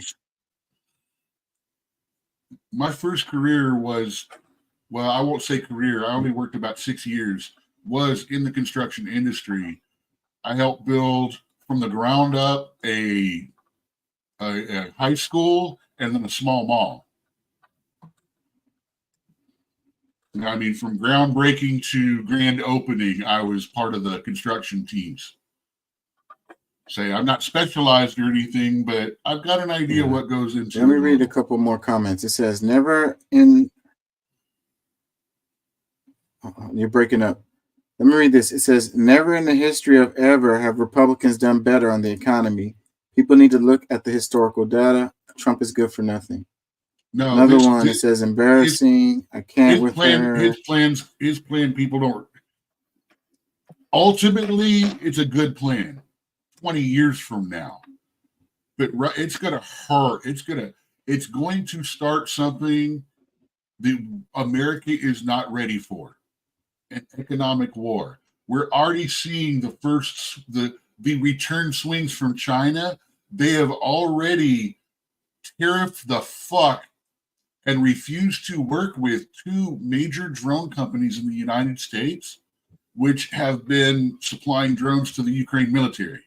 They literally made the cost of those drones go up 30% as they scramble to find sources for the raw materials they need to make them, because China cut them off. So yeah, we're starting to go back and forth with this trade war shit now, and Democrats, I'm afraid, can't handle a trade war. But Trump, man, he knows what he's doing, but he's walking such a razor thin line, and if he makes a mistake, it could all fucking come crashing down. And I don't have full faith in that. He's too temperamental. He gets too pissed with people. I don't trust him that much with my pocketbook.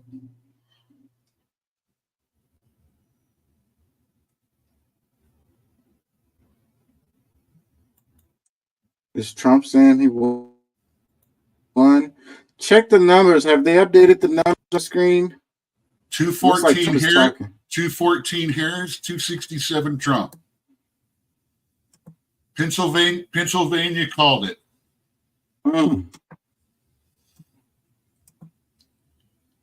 Yeah, Michigan, that's what they were waiting for. Pennsylvania. We got Michigan and Wisconsin. Okay, let's see. The we don't know states right now are Michigan, Wisconsin, Minnesota, Nevada, Arizona, and Arkansas. And Maine hasn't fully put in yet. Maine and Minnesota are both. Minnesota should be called for Harris anyway. Yeah, they don't have enough votes over. left to put him over. You allowing me to join you. And I think that we just witnessed the greatest political comeback in the history of the United States of America.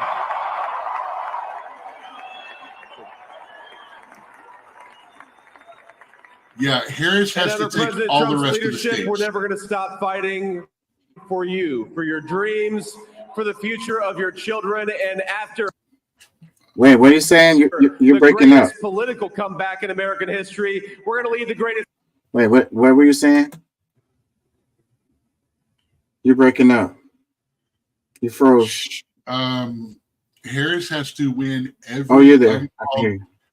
Harris has to win every uncalled state to win. If she loses even one more state, it's over.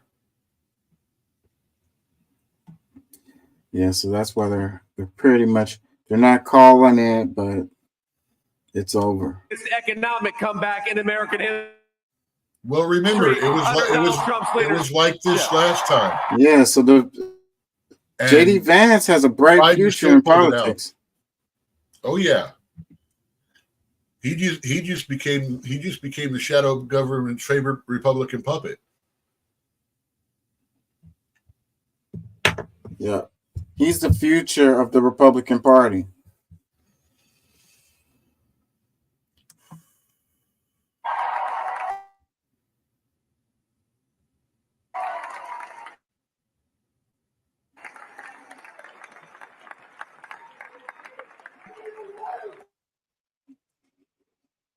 I took a little heat at the beginning, but he was. I knew the brain was a good one, about as good as it gets. And we love the family, and we're going to have a great 4 years, and we're going to turn our country around, make it something very special. And lost that little thing called special. We have to make it so. We're going to make this so. Get all of that back. We're going to make it the best it's ever been. We can do that.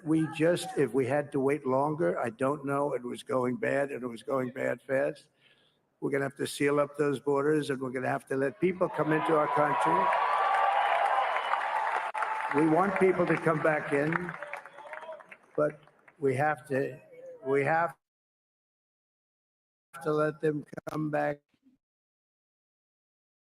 in, but they have to come in legally. They have to come in legally. Appreciation for Susie and Chris, the job you did.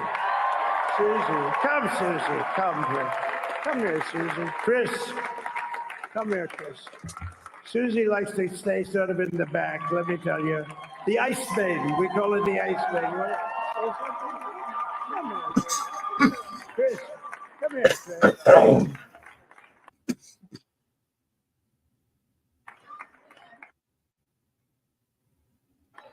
Susie likes to stay in the background. She's not in the background. It was unexpected, but I just want to thank, obviously, for the it was a great one, and he's a hell of a candidate. He's going to be a hell of a great 47th president. And this team that we had, the best team, and of course, even my boss, Susie Wiles, the best. Thank you.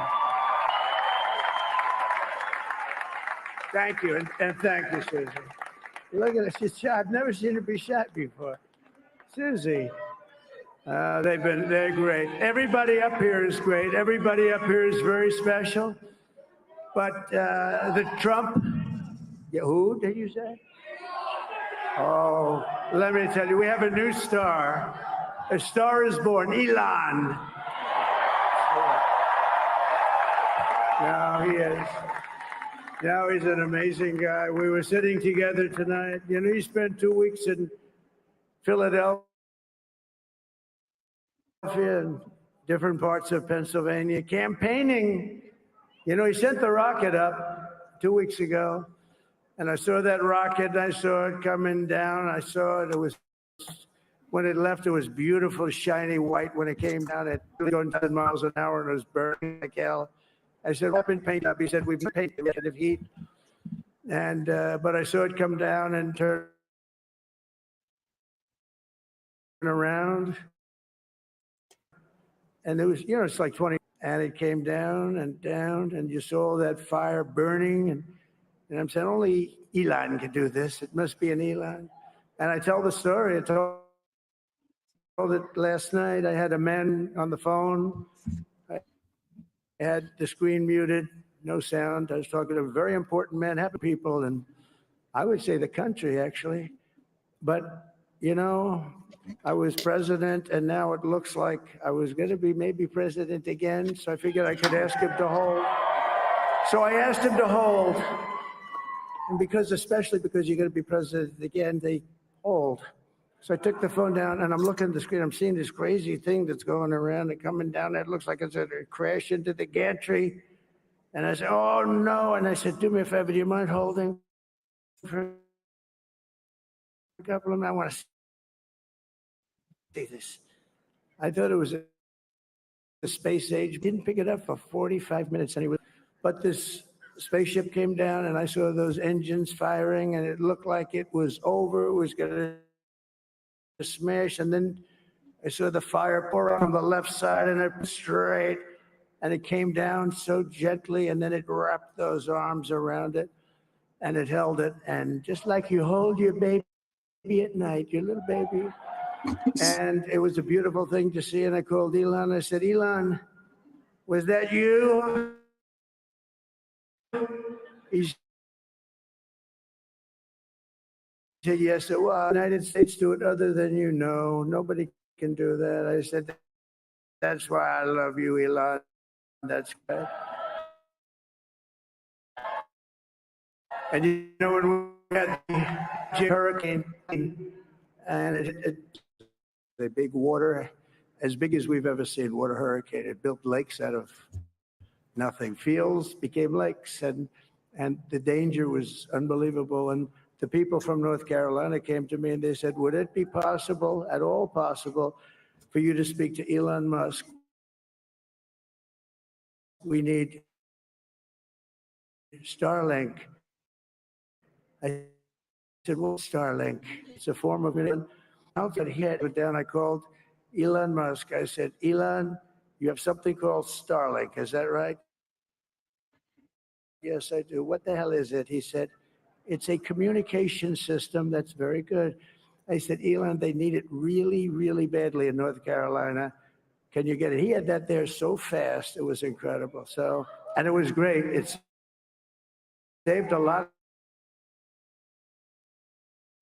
of lives. He saved a lot of lives. We have to protect our geniuses. We don't have that many of them. We have to protect our super geniuses. I want to thank some of the guys. You know, we have up here today, the U.S. Open champion. He's a fantastic golfer, slightly longer than me. Hits the ball a little bit longer than me.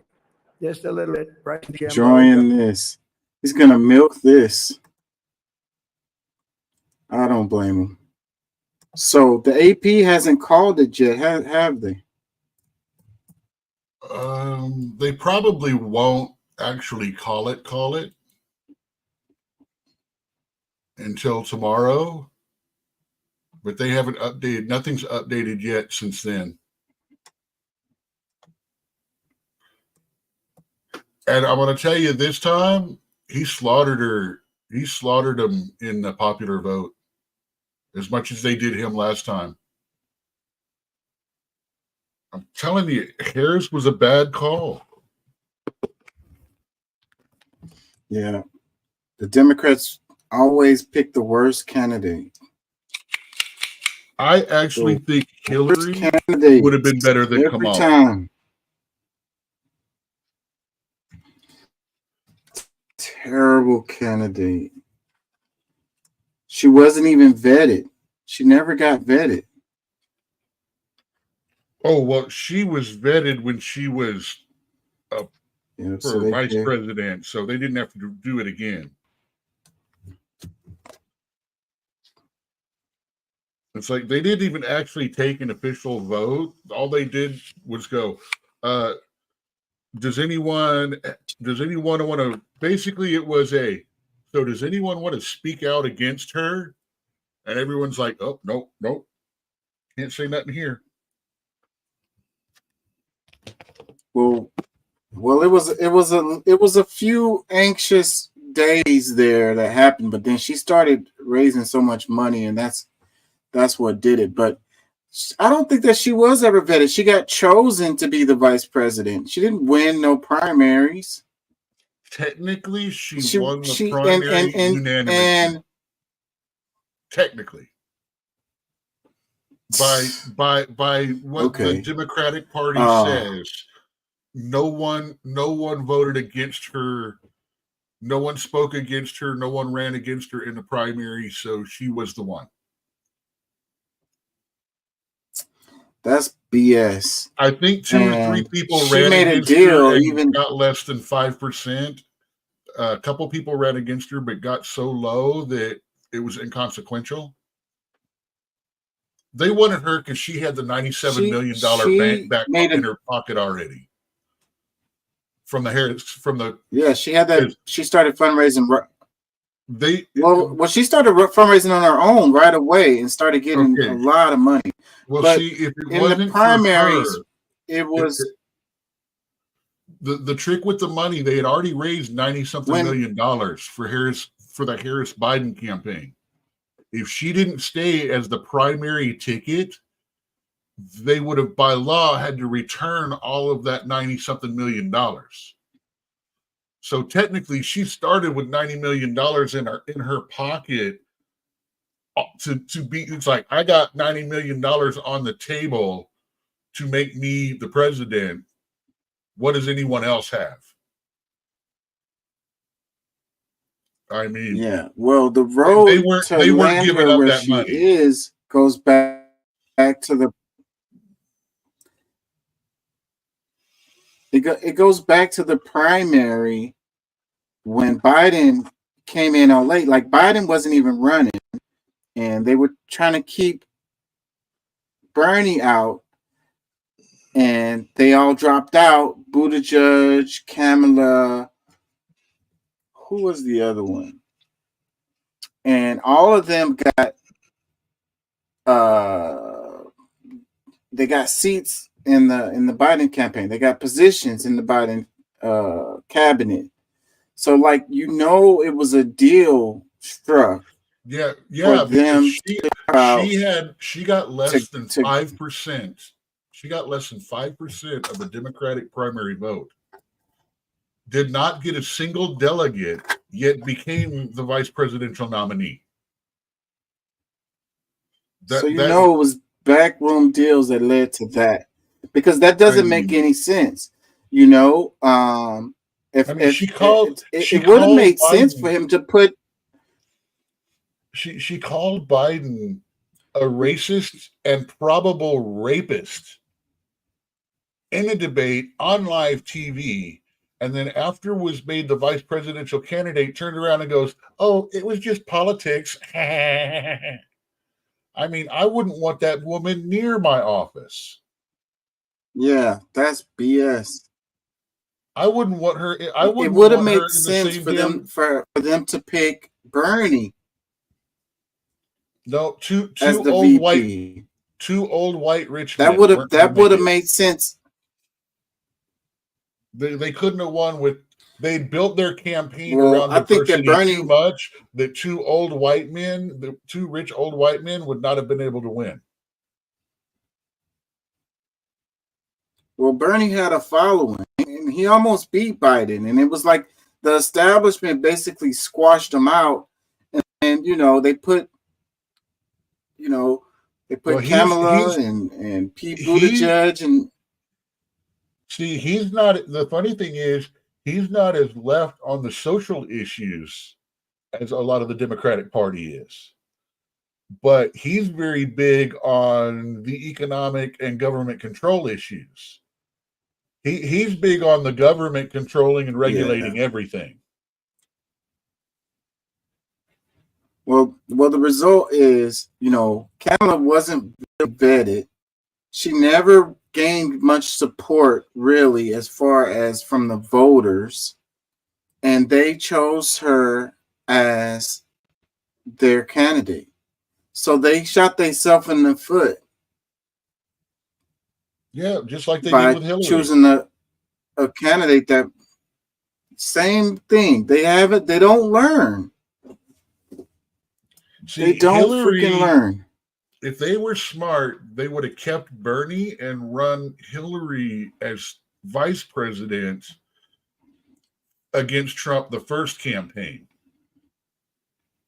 Because she really is Republican light and not Democrat. And that would have been a good control for Bernie being so far left. That would have been a good ticket, and she checked the woman box really, really well. And that would have given her the time, the extra time that the vice president has to actually run things like would have been going on anyway.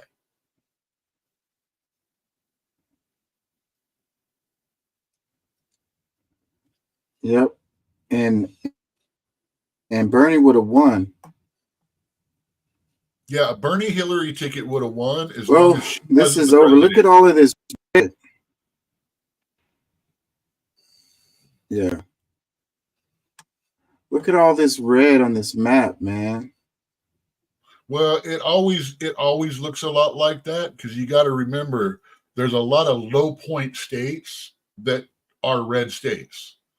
A lot of 2s, 3s, 4 Yeah. votes. Yeah. I But it's mean, if looking you'll like he's notice, going to take. if you'll notice, Democratic wins tend to be all of the New England states and all of the ones right there around the Great Lakes area, and then the West Coast. All the highest, densest. They get so many points on the Electoral College because they win the most populated states. Texas Yeah, is New Texas York, and Florida. California. Texas and Florida are the only two large states with large city populations that don't lean mostly blue. And I think it's because Texas is full of rural areas. Florida too. But it's looking like he's going to get Nevada and Arizona, Wisconsin, and Michigan too. You're going to have to call this a landslide for him. Yeah, Wisconsin should go ahead and call it. There's not enough. Well, yeah, no. There's still 10% of the votes, and they're only 80,000 apart. So there's still a good 100. There's still a good 100,000 votes out there. Arizona's only half reporting. It's still going to be close. Nevada's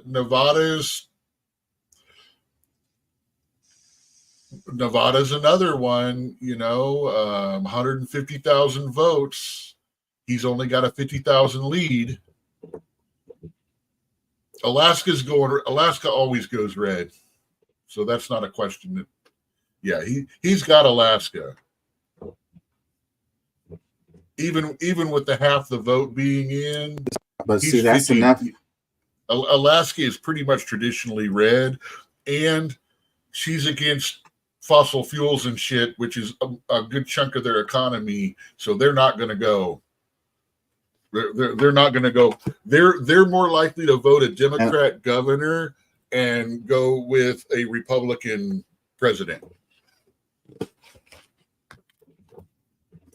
Yep, and Alaska's 3 votes would put Donald Trump at the 270 mark. Yeah, well, he's got Alaska. Like I said, Alaska's been a red state for quite a while, and mainly because it's been a red state for a while, and nobody wants to move there. So,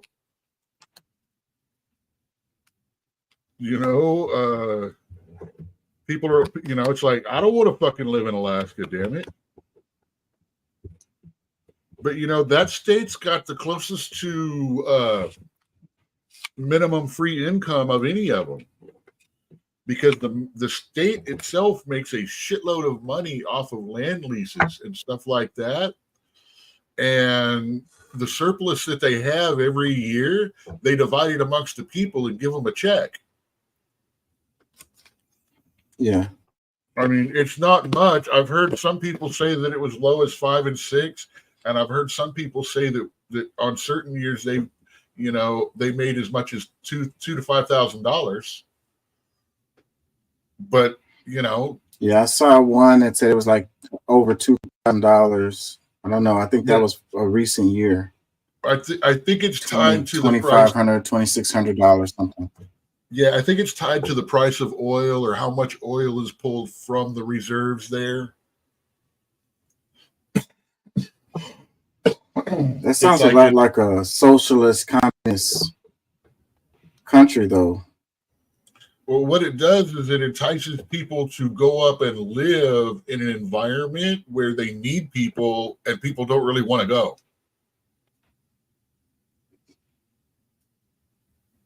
I mean, it's, you got to realize it's one of the lowest homeless populations in the country.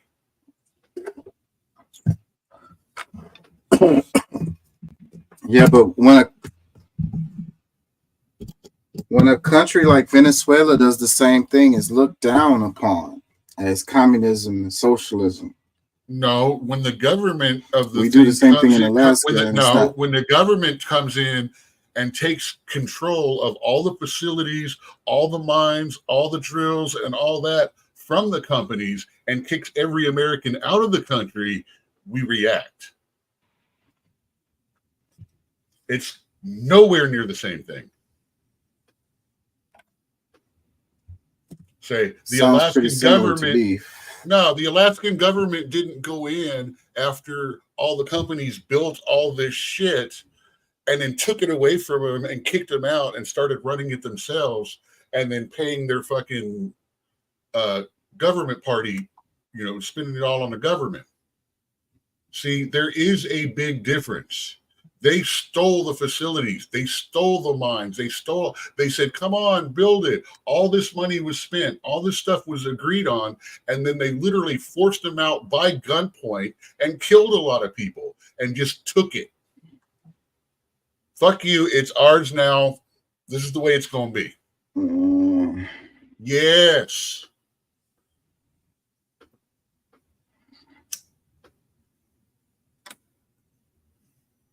Like I say, it's different. Well, it's pretty much over.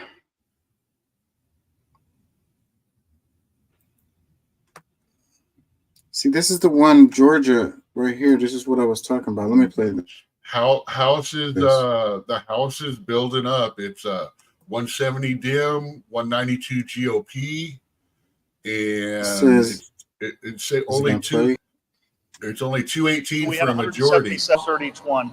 That wouldn't have been possible without the help of every law enforcement agency within Fulton County coming together to make that happen. We planned heavily for the incident of a bomb threat being called in. And it's a good thing we did, because that's the only thing that happened today was 32 bomb threats at different polling locations. 32. We were able to clear 27 of them very quickly without the need for an evacuation. 5 This of is them, Georgia, the polls were right? temporarily closed down at the poll manager's Yeah. request while we conducted the sweep, and they were reopened. We don't know where the threats came from at this point, and it is an active investigation, but we do intend on doing our best to locate who made the threats and prosecute them fully. We had 100. It says late day bomb threats disrupted voting at several more polling sites in Georgia, prompting precautionary evacuations during the last window for in-person voting. DeKalb County, which encompasses part of the Atlanta area, is in the process of seeking an order that would extend voting hours at affected polling places. Georgia polls were scheduled to close at 7 p.m. Earlier, officials said that hours were extended at a few polling stations after a fake bomb threat disrupted voting, including in Fulton County, the state's most populous county that includes most of Atlanta. So that's fair. There was bomb threats, and they kept those polling locations open, not across the whole state. Fair play. Good call. I like to see that.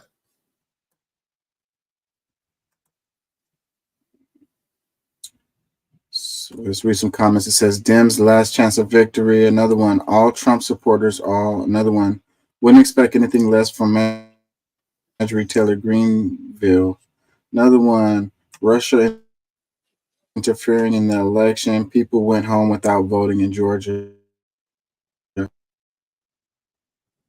About Russia are hilarious. Like, don't you have any substance to provide? Another one. Those were sent by Russia. Vladimir Putin called Elon and requested he shut off Starlink over Taiwan per the wishes of China. Elon absolutely did as he was asked. Elon and Trump are on a one-on-one communication basis with Moscow. Like, where do these people, how do they know this? Like, do you work for the Secret Service, bro? Like, how the hell you get all of this information? You know, where'd you get this data from, bro? Like, that's a lot. Like, that's what I'd be having a problem when people do like these conspiracy theories, and then it's all complex, and it's like all of these moving parts and stuff, and you believe that this people, you can't even get state agencies to work with federal agencies. You can't even get local municipalities, like the police, like the HPD is not finna cooperate with KDISD very well. You know what I mean? Like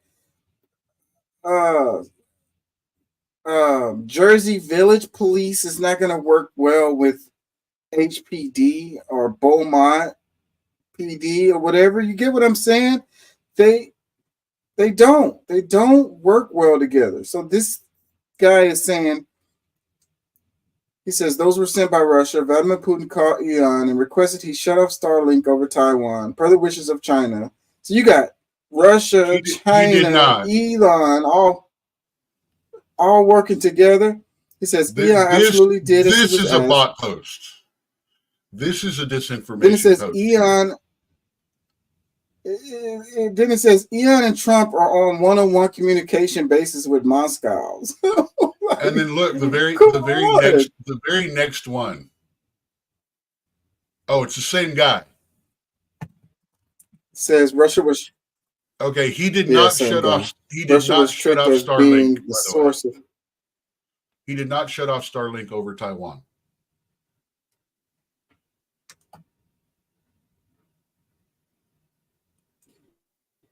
yeah, it's. I don't even have to look up something like this because it just sounds preposterous, like ridiculous.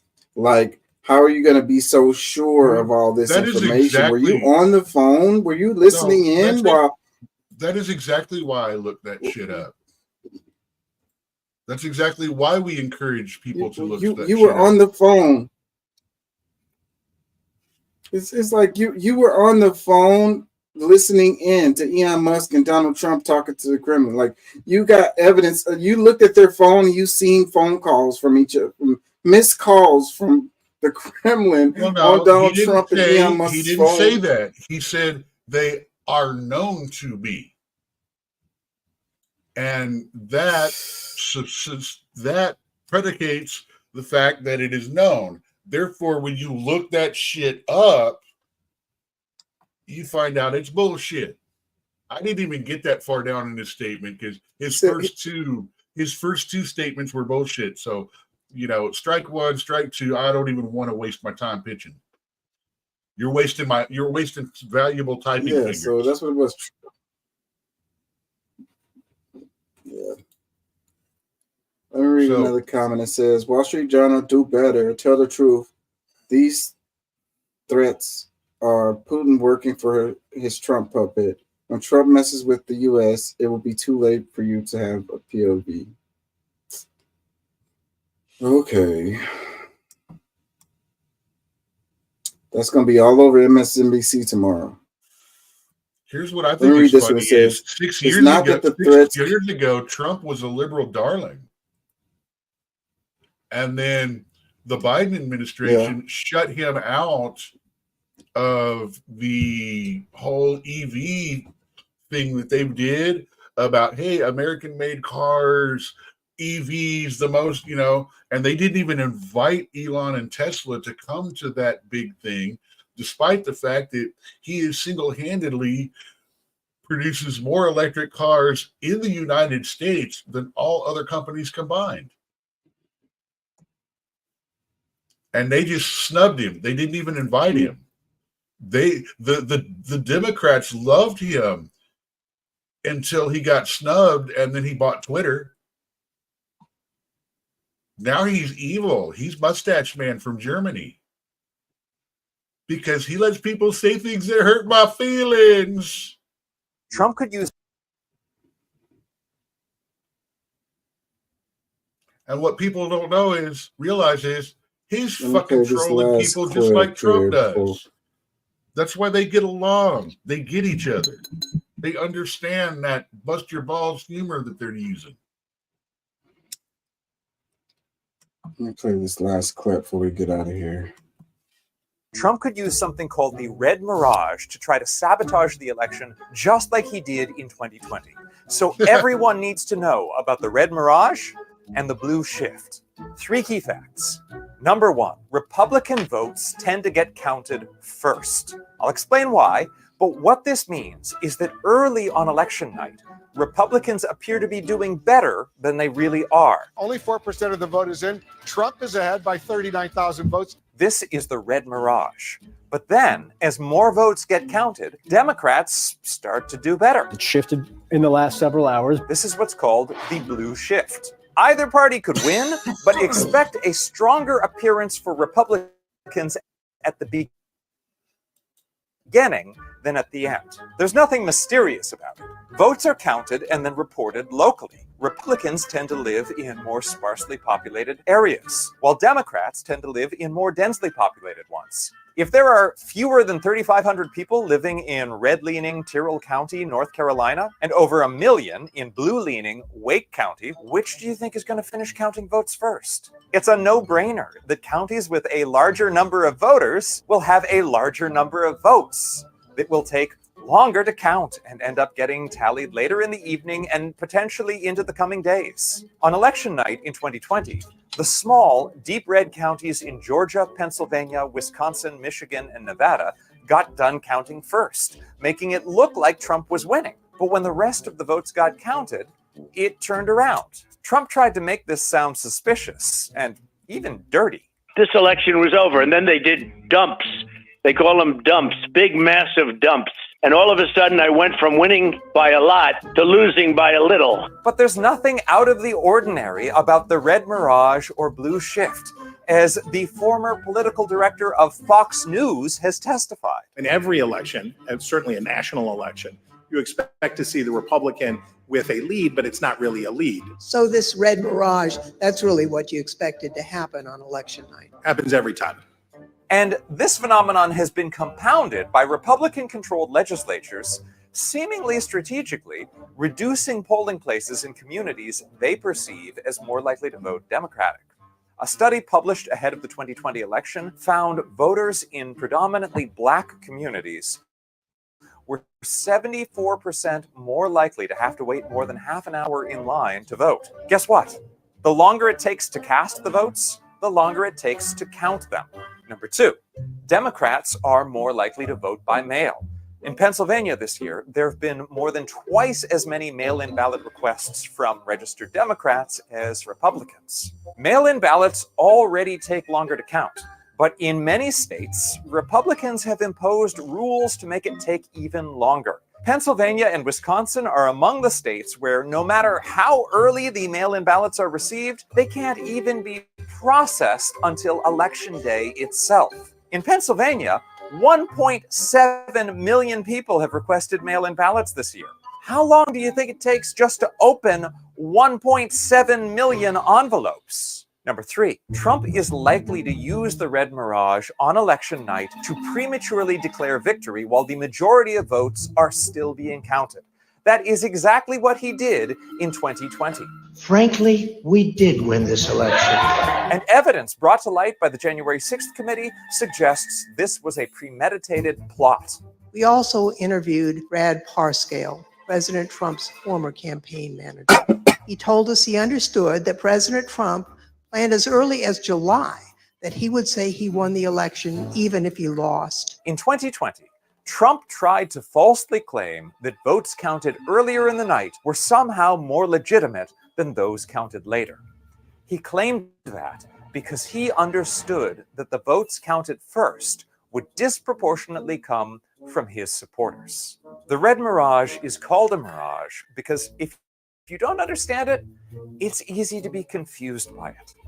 That's why it's important that people know about it before any of the votes are counted, so no one is surprised by it. So please, share this video. Yeah, well, it doesn't matter now because Trump won. Let's see what they called. Did the AP call it yet?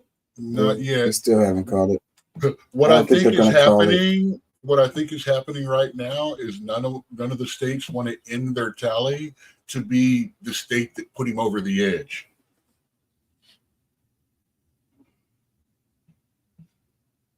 It's like, I don't want to take the blame.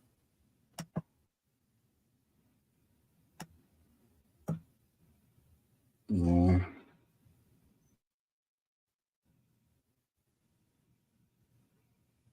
I guess we'll find out in the morning. Hey man, we could wake up to it being a Harris presidency, just like we did on Biden.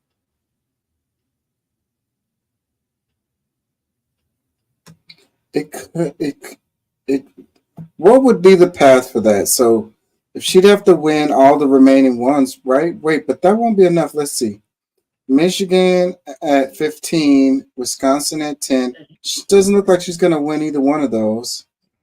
Nevada is 6 and Arizona is 11. What's the math on that? 49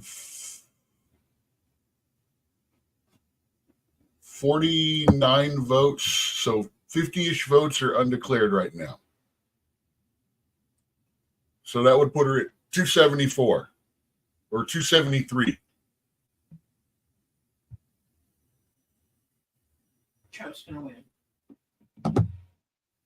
Damn. Yep. And remember, we Man, still got it's not 2 or 3 looking days. good. We got 2 or 3 days of recounts and stuff coming too.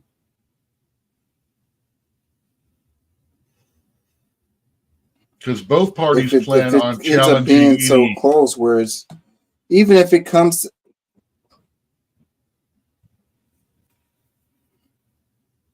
Yeah, so because I haven't seen anything where Kamala has conceded. She hasn't conceded yet, has she? Nope. Let's see.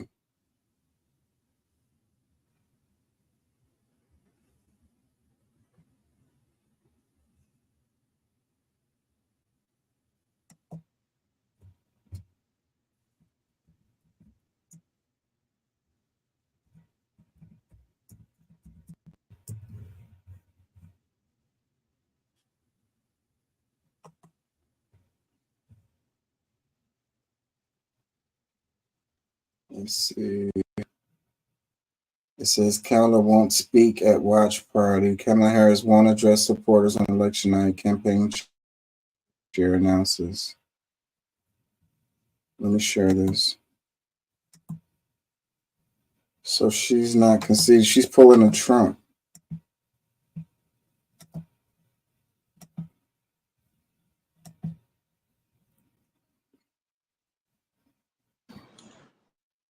We still have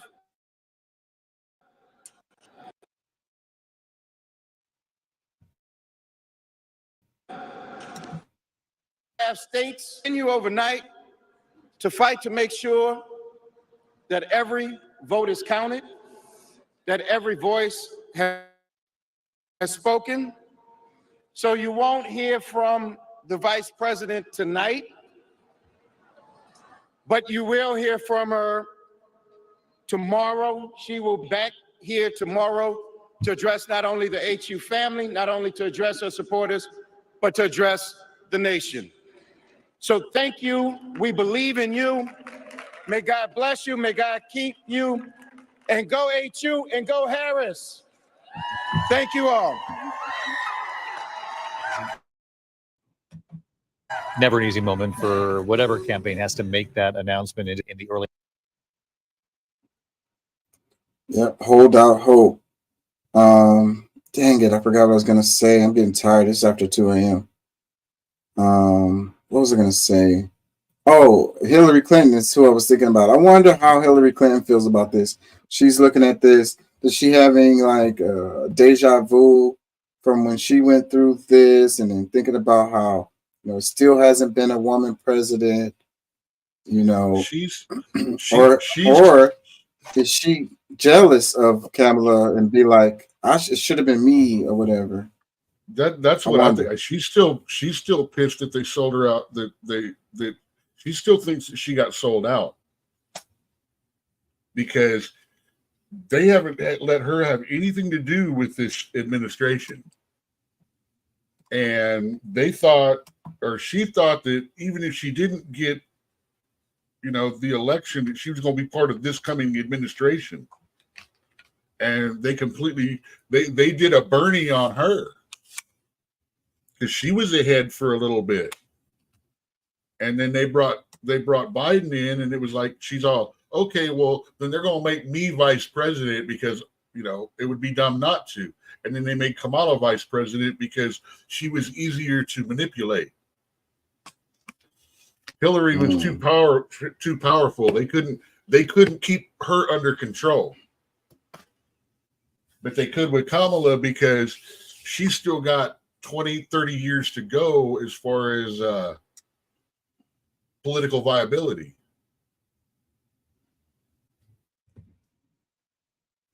She'll probably be the candidate next time.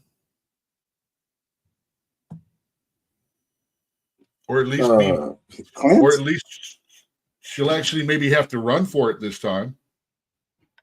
Clinton? No, Harris. I think Hillary's done. Yeah, Hillary's done. She's done. I think people saw exactly how nasty of a human being she was on that last election, and they're done. Yeah, I think if Kamala loses, she's done too. She's going to be remembered as the one who lost against Trump again. And they like Pete Buttigieg a lot. So I think he's going to be coming up in the Democratic Party. Gavin Newsom. He's one I don't like either. Newsom is a joke. So that's what you got. That's what you got. I'm sorry. You got Pete Buttigieg, Gavin Newsom. Who else can I think of? The reason people are leaving California right now and by the millions are because of Gavin Newsom and his policies. You heard the one where he wants to tax people that live in California for the next 10 years after they move out. He wants to say that they're still subject to California taxes. I never heard that. Yes, dude.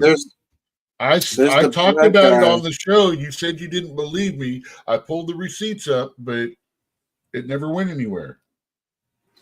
There's a black guy who was the minority leader. What is his name? He's a really good fundraiser too. I can't think of his name, but that's another one that would be in the running. So Yeah, that's what we need to do. Is we need to find the best fundraisers and track them over the next few years. Bet you that'll tell us more about who they're putting up there than anything else. yeah, AOC, she's gonna be old enough by She's then. old enough now. Yeah, She could have run for a VP spot or a presidential this year. Remember, I was making jokes about that all through last election. yeah, AOC, that might be one. Because somebody was talking about making her what did they say? They were gonna give her a gavel this time, so make her like Speaker of the House or something. She is too far socialist to actually make it right now. But she's in the Senate, right? Can she be Speaker of No, the House? she's in the House. She's in the House. Okay, my brain. Yeah. I'm fucking tired. But yeah, so yeah, her being the Speaker of the House, that'd be a powerful position, and that would be putting her in, the position to go in that direction. I think if the Democrats want to be successful, they need to placate to the left. And I think that's one of the things they did wrong in the Kamala Harris campaign, and not catering to the sentiments related to the Palestinian cause. Besides her being a terrible candidate. The Democrats need to stop calling Republicans Hitler as they denounce Israel. It's not a good view. It's not a good picture. Yeah. Well, I think one of the things they did wrong in the campaign is they were looking for voters from the right. Like, they really thought some of these Trump supporters was going to switch over and vote for Kamala. Maybe some of them did, but not in enough numbers for them to win. They had a much larger pool of voters who were disinfected, like the Bernie supporters, and the people who were protesting the Palestinian. But the problem is catering to those votes will cost them that 20% moderate, that 10-15% moderate vote, only to pick up about 5 to 8%. I think it's way more votes on the left side than it is on the right for the Democrats. That's what I think. Curtis is talking about Trump won. Yeah, basically he did. I mean, he's already done a speech. We're pretty as it looks now. AP hasn't called it. I haven't been on YouTube. I'll probably get on there after I get off the show, but I don't know if anybody else has called it for Trump. But Trump is basically saying he won, but he's short like 3. Officially, short 1. It cannot be called till all votes are in. Well, he's only Officially. short. He's only short like one. AP, remember, AP calling the election is not the election being won, because they called it on last time, and then Biden they called the election in Trump favor, and the next morning we woke up and Biden was the president. Yeah, so everybody's scared to call it. That's why I'm saying. That's why I think we're not updating. I don't think anyone wants to be the one. I don't think any state wants to be the one that gives him that 270 or over.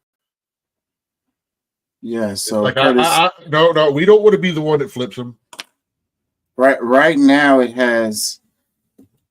Here, let me pull it up. It has Trump right on the edge. I'll tell you, for streaming purposes and stuff, You should 267. probably run your browser in dark mode because it'll make it easier to see. Yeah, my Do that. Yeah, do StreamYard that some other time. screen is in dark mode. But yeah, so right now it's at Donald Trump 267 and Kamala 224. Basically, Kamala has to win every single state that's left to win, Yes. including Alaska, right? Which is traditionally. Can she do it without and- Alaska? No, she cannot. Well, I think maybe. She can't I think it because puts her right. because if Trump, well, I think she needs Alaska too, because if Trump gets Alaska, it puts him over. But we have to worry about some of these states that they have There's called 40. for. There's 49 points left.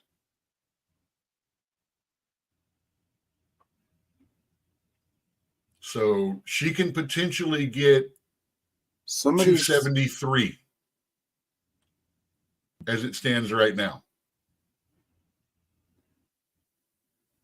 There could end up being something related to Georgia and those bomb threats remember, that happened, Maine, and Pennsylvania too.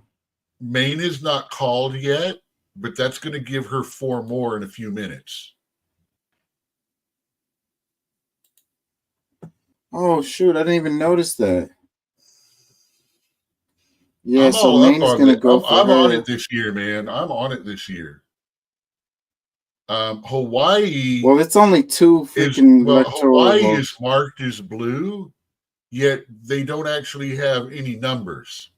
They're saying 0% reporting for electoral votes. Yeah. But they've got it in Democrat blue, not leaning blue. That's weird.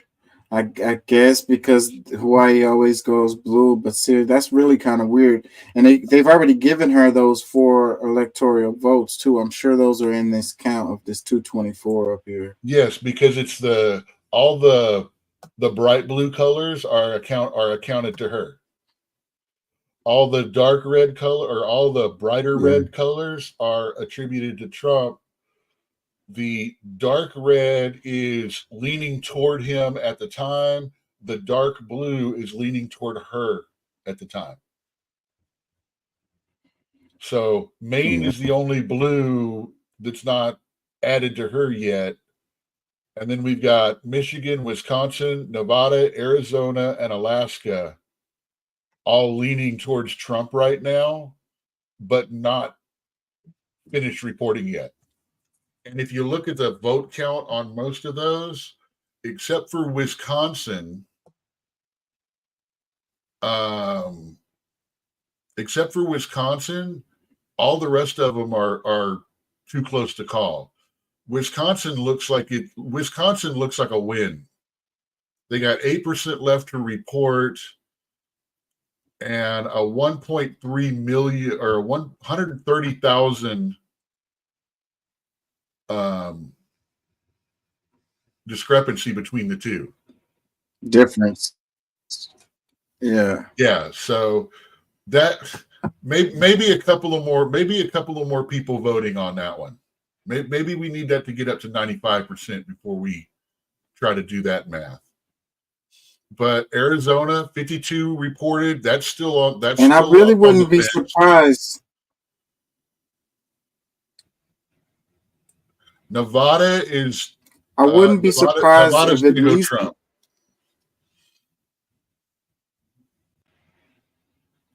I wouldn't be surprised if one of these ones that they've already called for Trump ends up not being Trump. Georgia's the one I was looking at. I mean, it'd be a miracle. Remember, But last year it was like 12 to 20. Last time it was 12 to 20,000 votes made a difference. Almost every state has a much larger, putting your finger on the scale. Is it going to change it enough and not get caught? Yeah. Because when she's won pretty solidly.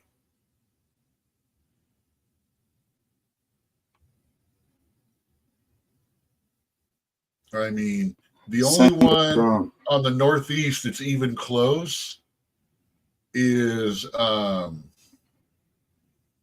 New Hampshire. And they've got They were 11. saying that Iowa was in play. It was earlier today. Trump blew her out in Iowa. When you started, though, when we started on an earlier show, it was a much different. It was still pretty much up for grabs.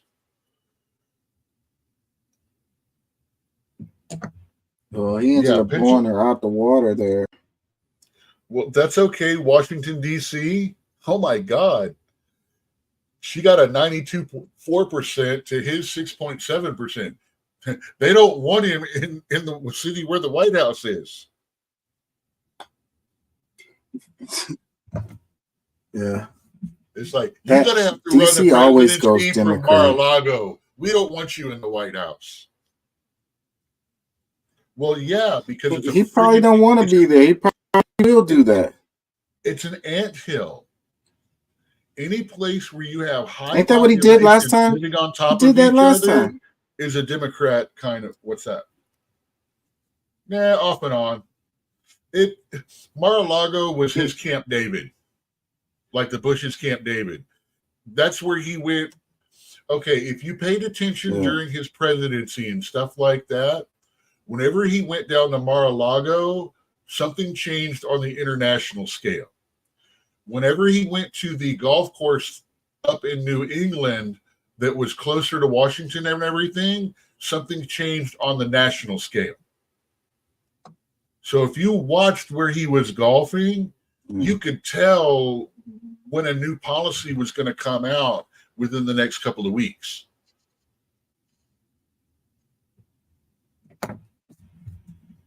Let's see. What about the House and the Senate right quick before let's look at that right quick before we get out of here, because I'm gonna get out of here. Senate, it's Let's over. Did they show the overall? It's a 42 Dem, 51 Republican. 42 Democrats, 51 Republicans. Yeah. And Bernie got Vermont again. Yeah, so the Republicans took the Senate. They got by the 2/3 of the vote, and he's independent now.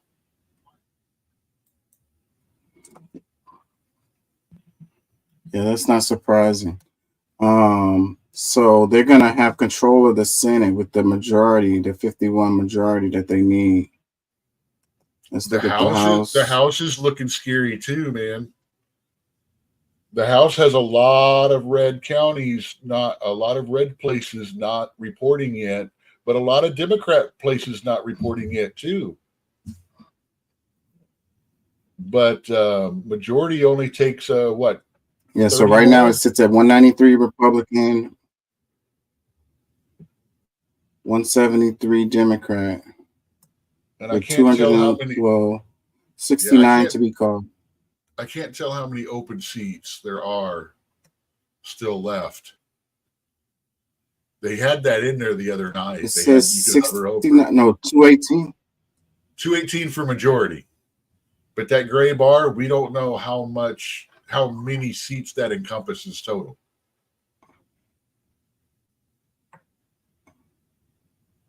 I guess we could do the math, but who wants to do math right now? Yes, 2:30 in the morning. I definitely don't want to do math. The governors went 20 out of the 50 different The governor seats, races. 23 went Dem, 27 went Republican. That actually surprised me. I expected a couple of those ones with the GOP governors to So have look at gone this. with Vermont and New both got Vermont and New Hampshire. They got red governors, And those states went for Kamala in the presidential Yes, election. exactly. That's one of those wow That's interesting. kind of things. That's one to look into.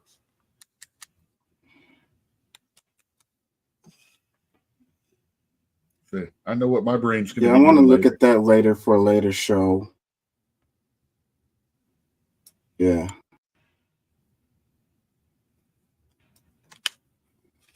Anyways, it looks like Trump has won. Maybe we'll wake up in the morning and a miracle happens for Kamala, but I doubt it. I think it's done. I think this one pretty much went the way it should have after the way the Democrat Party played the nation. I don't like I've got Trump. a I don't think he group should be in chat. there, but I got a group chat with some students that I'm in a class project with it, and all of them looks like they were pulling for Kamala. They all look kind of Really? upset with the comments. Go figure. That is kind of surprising. Anyways, I'm gonna get out of here, y'all. Peace and love. Thank y'all for listening. Thank y'all for joining. I'm exhausted. I did 2 shows today. One of them was 5 hours, and this one is going on 3.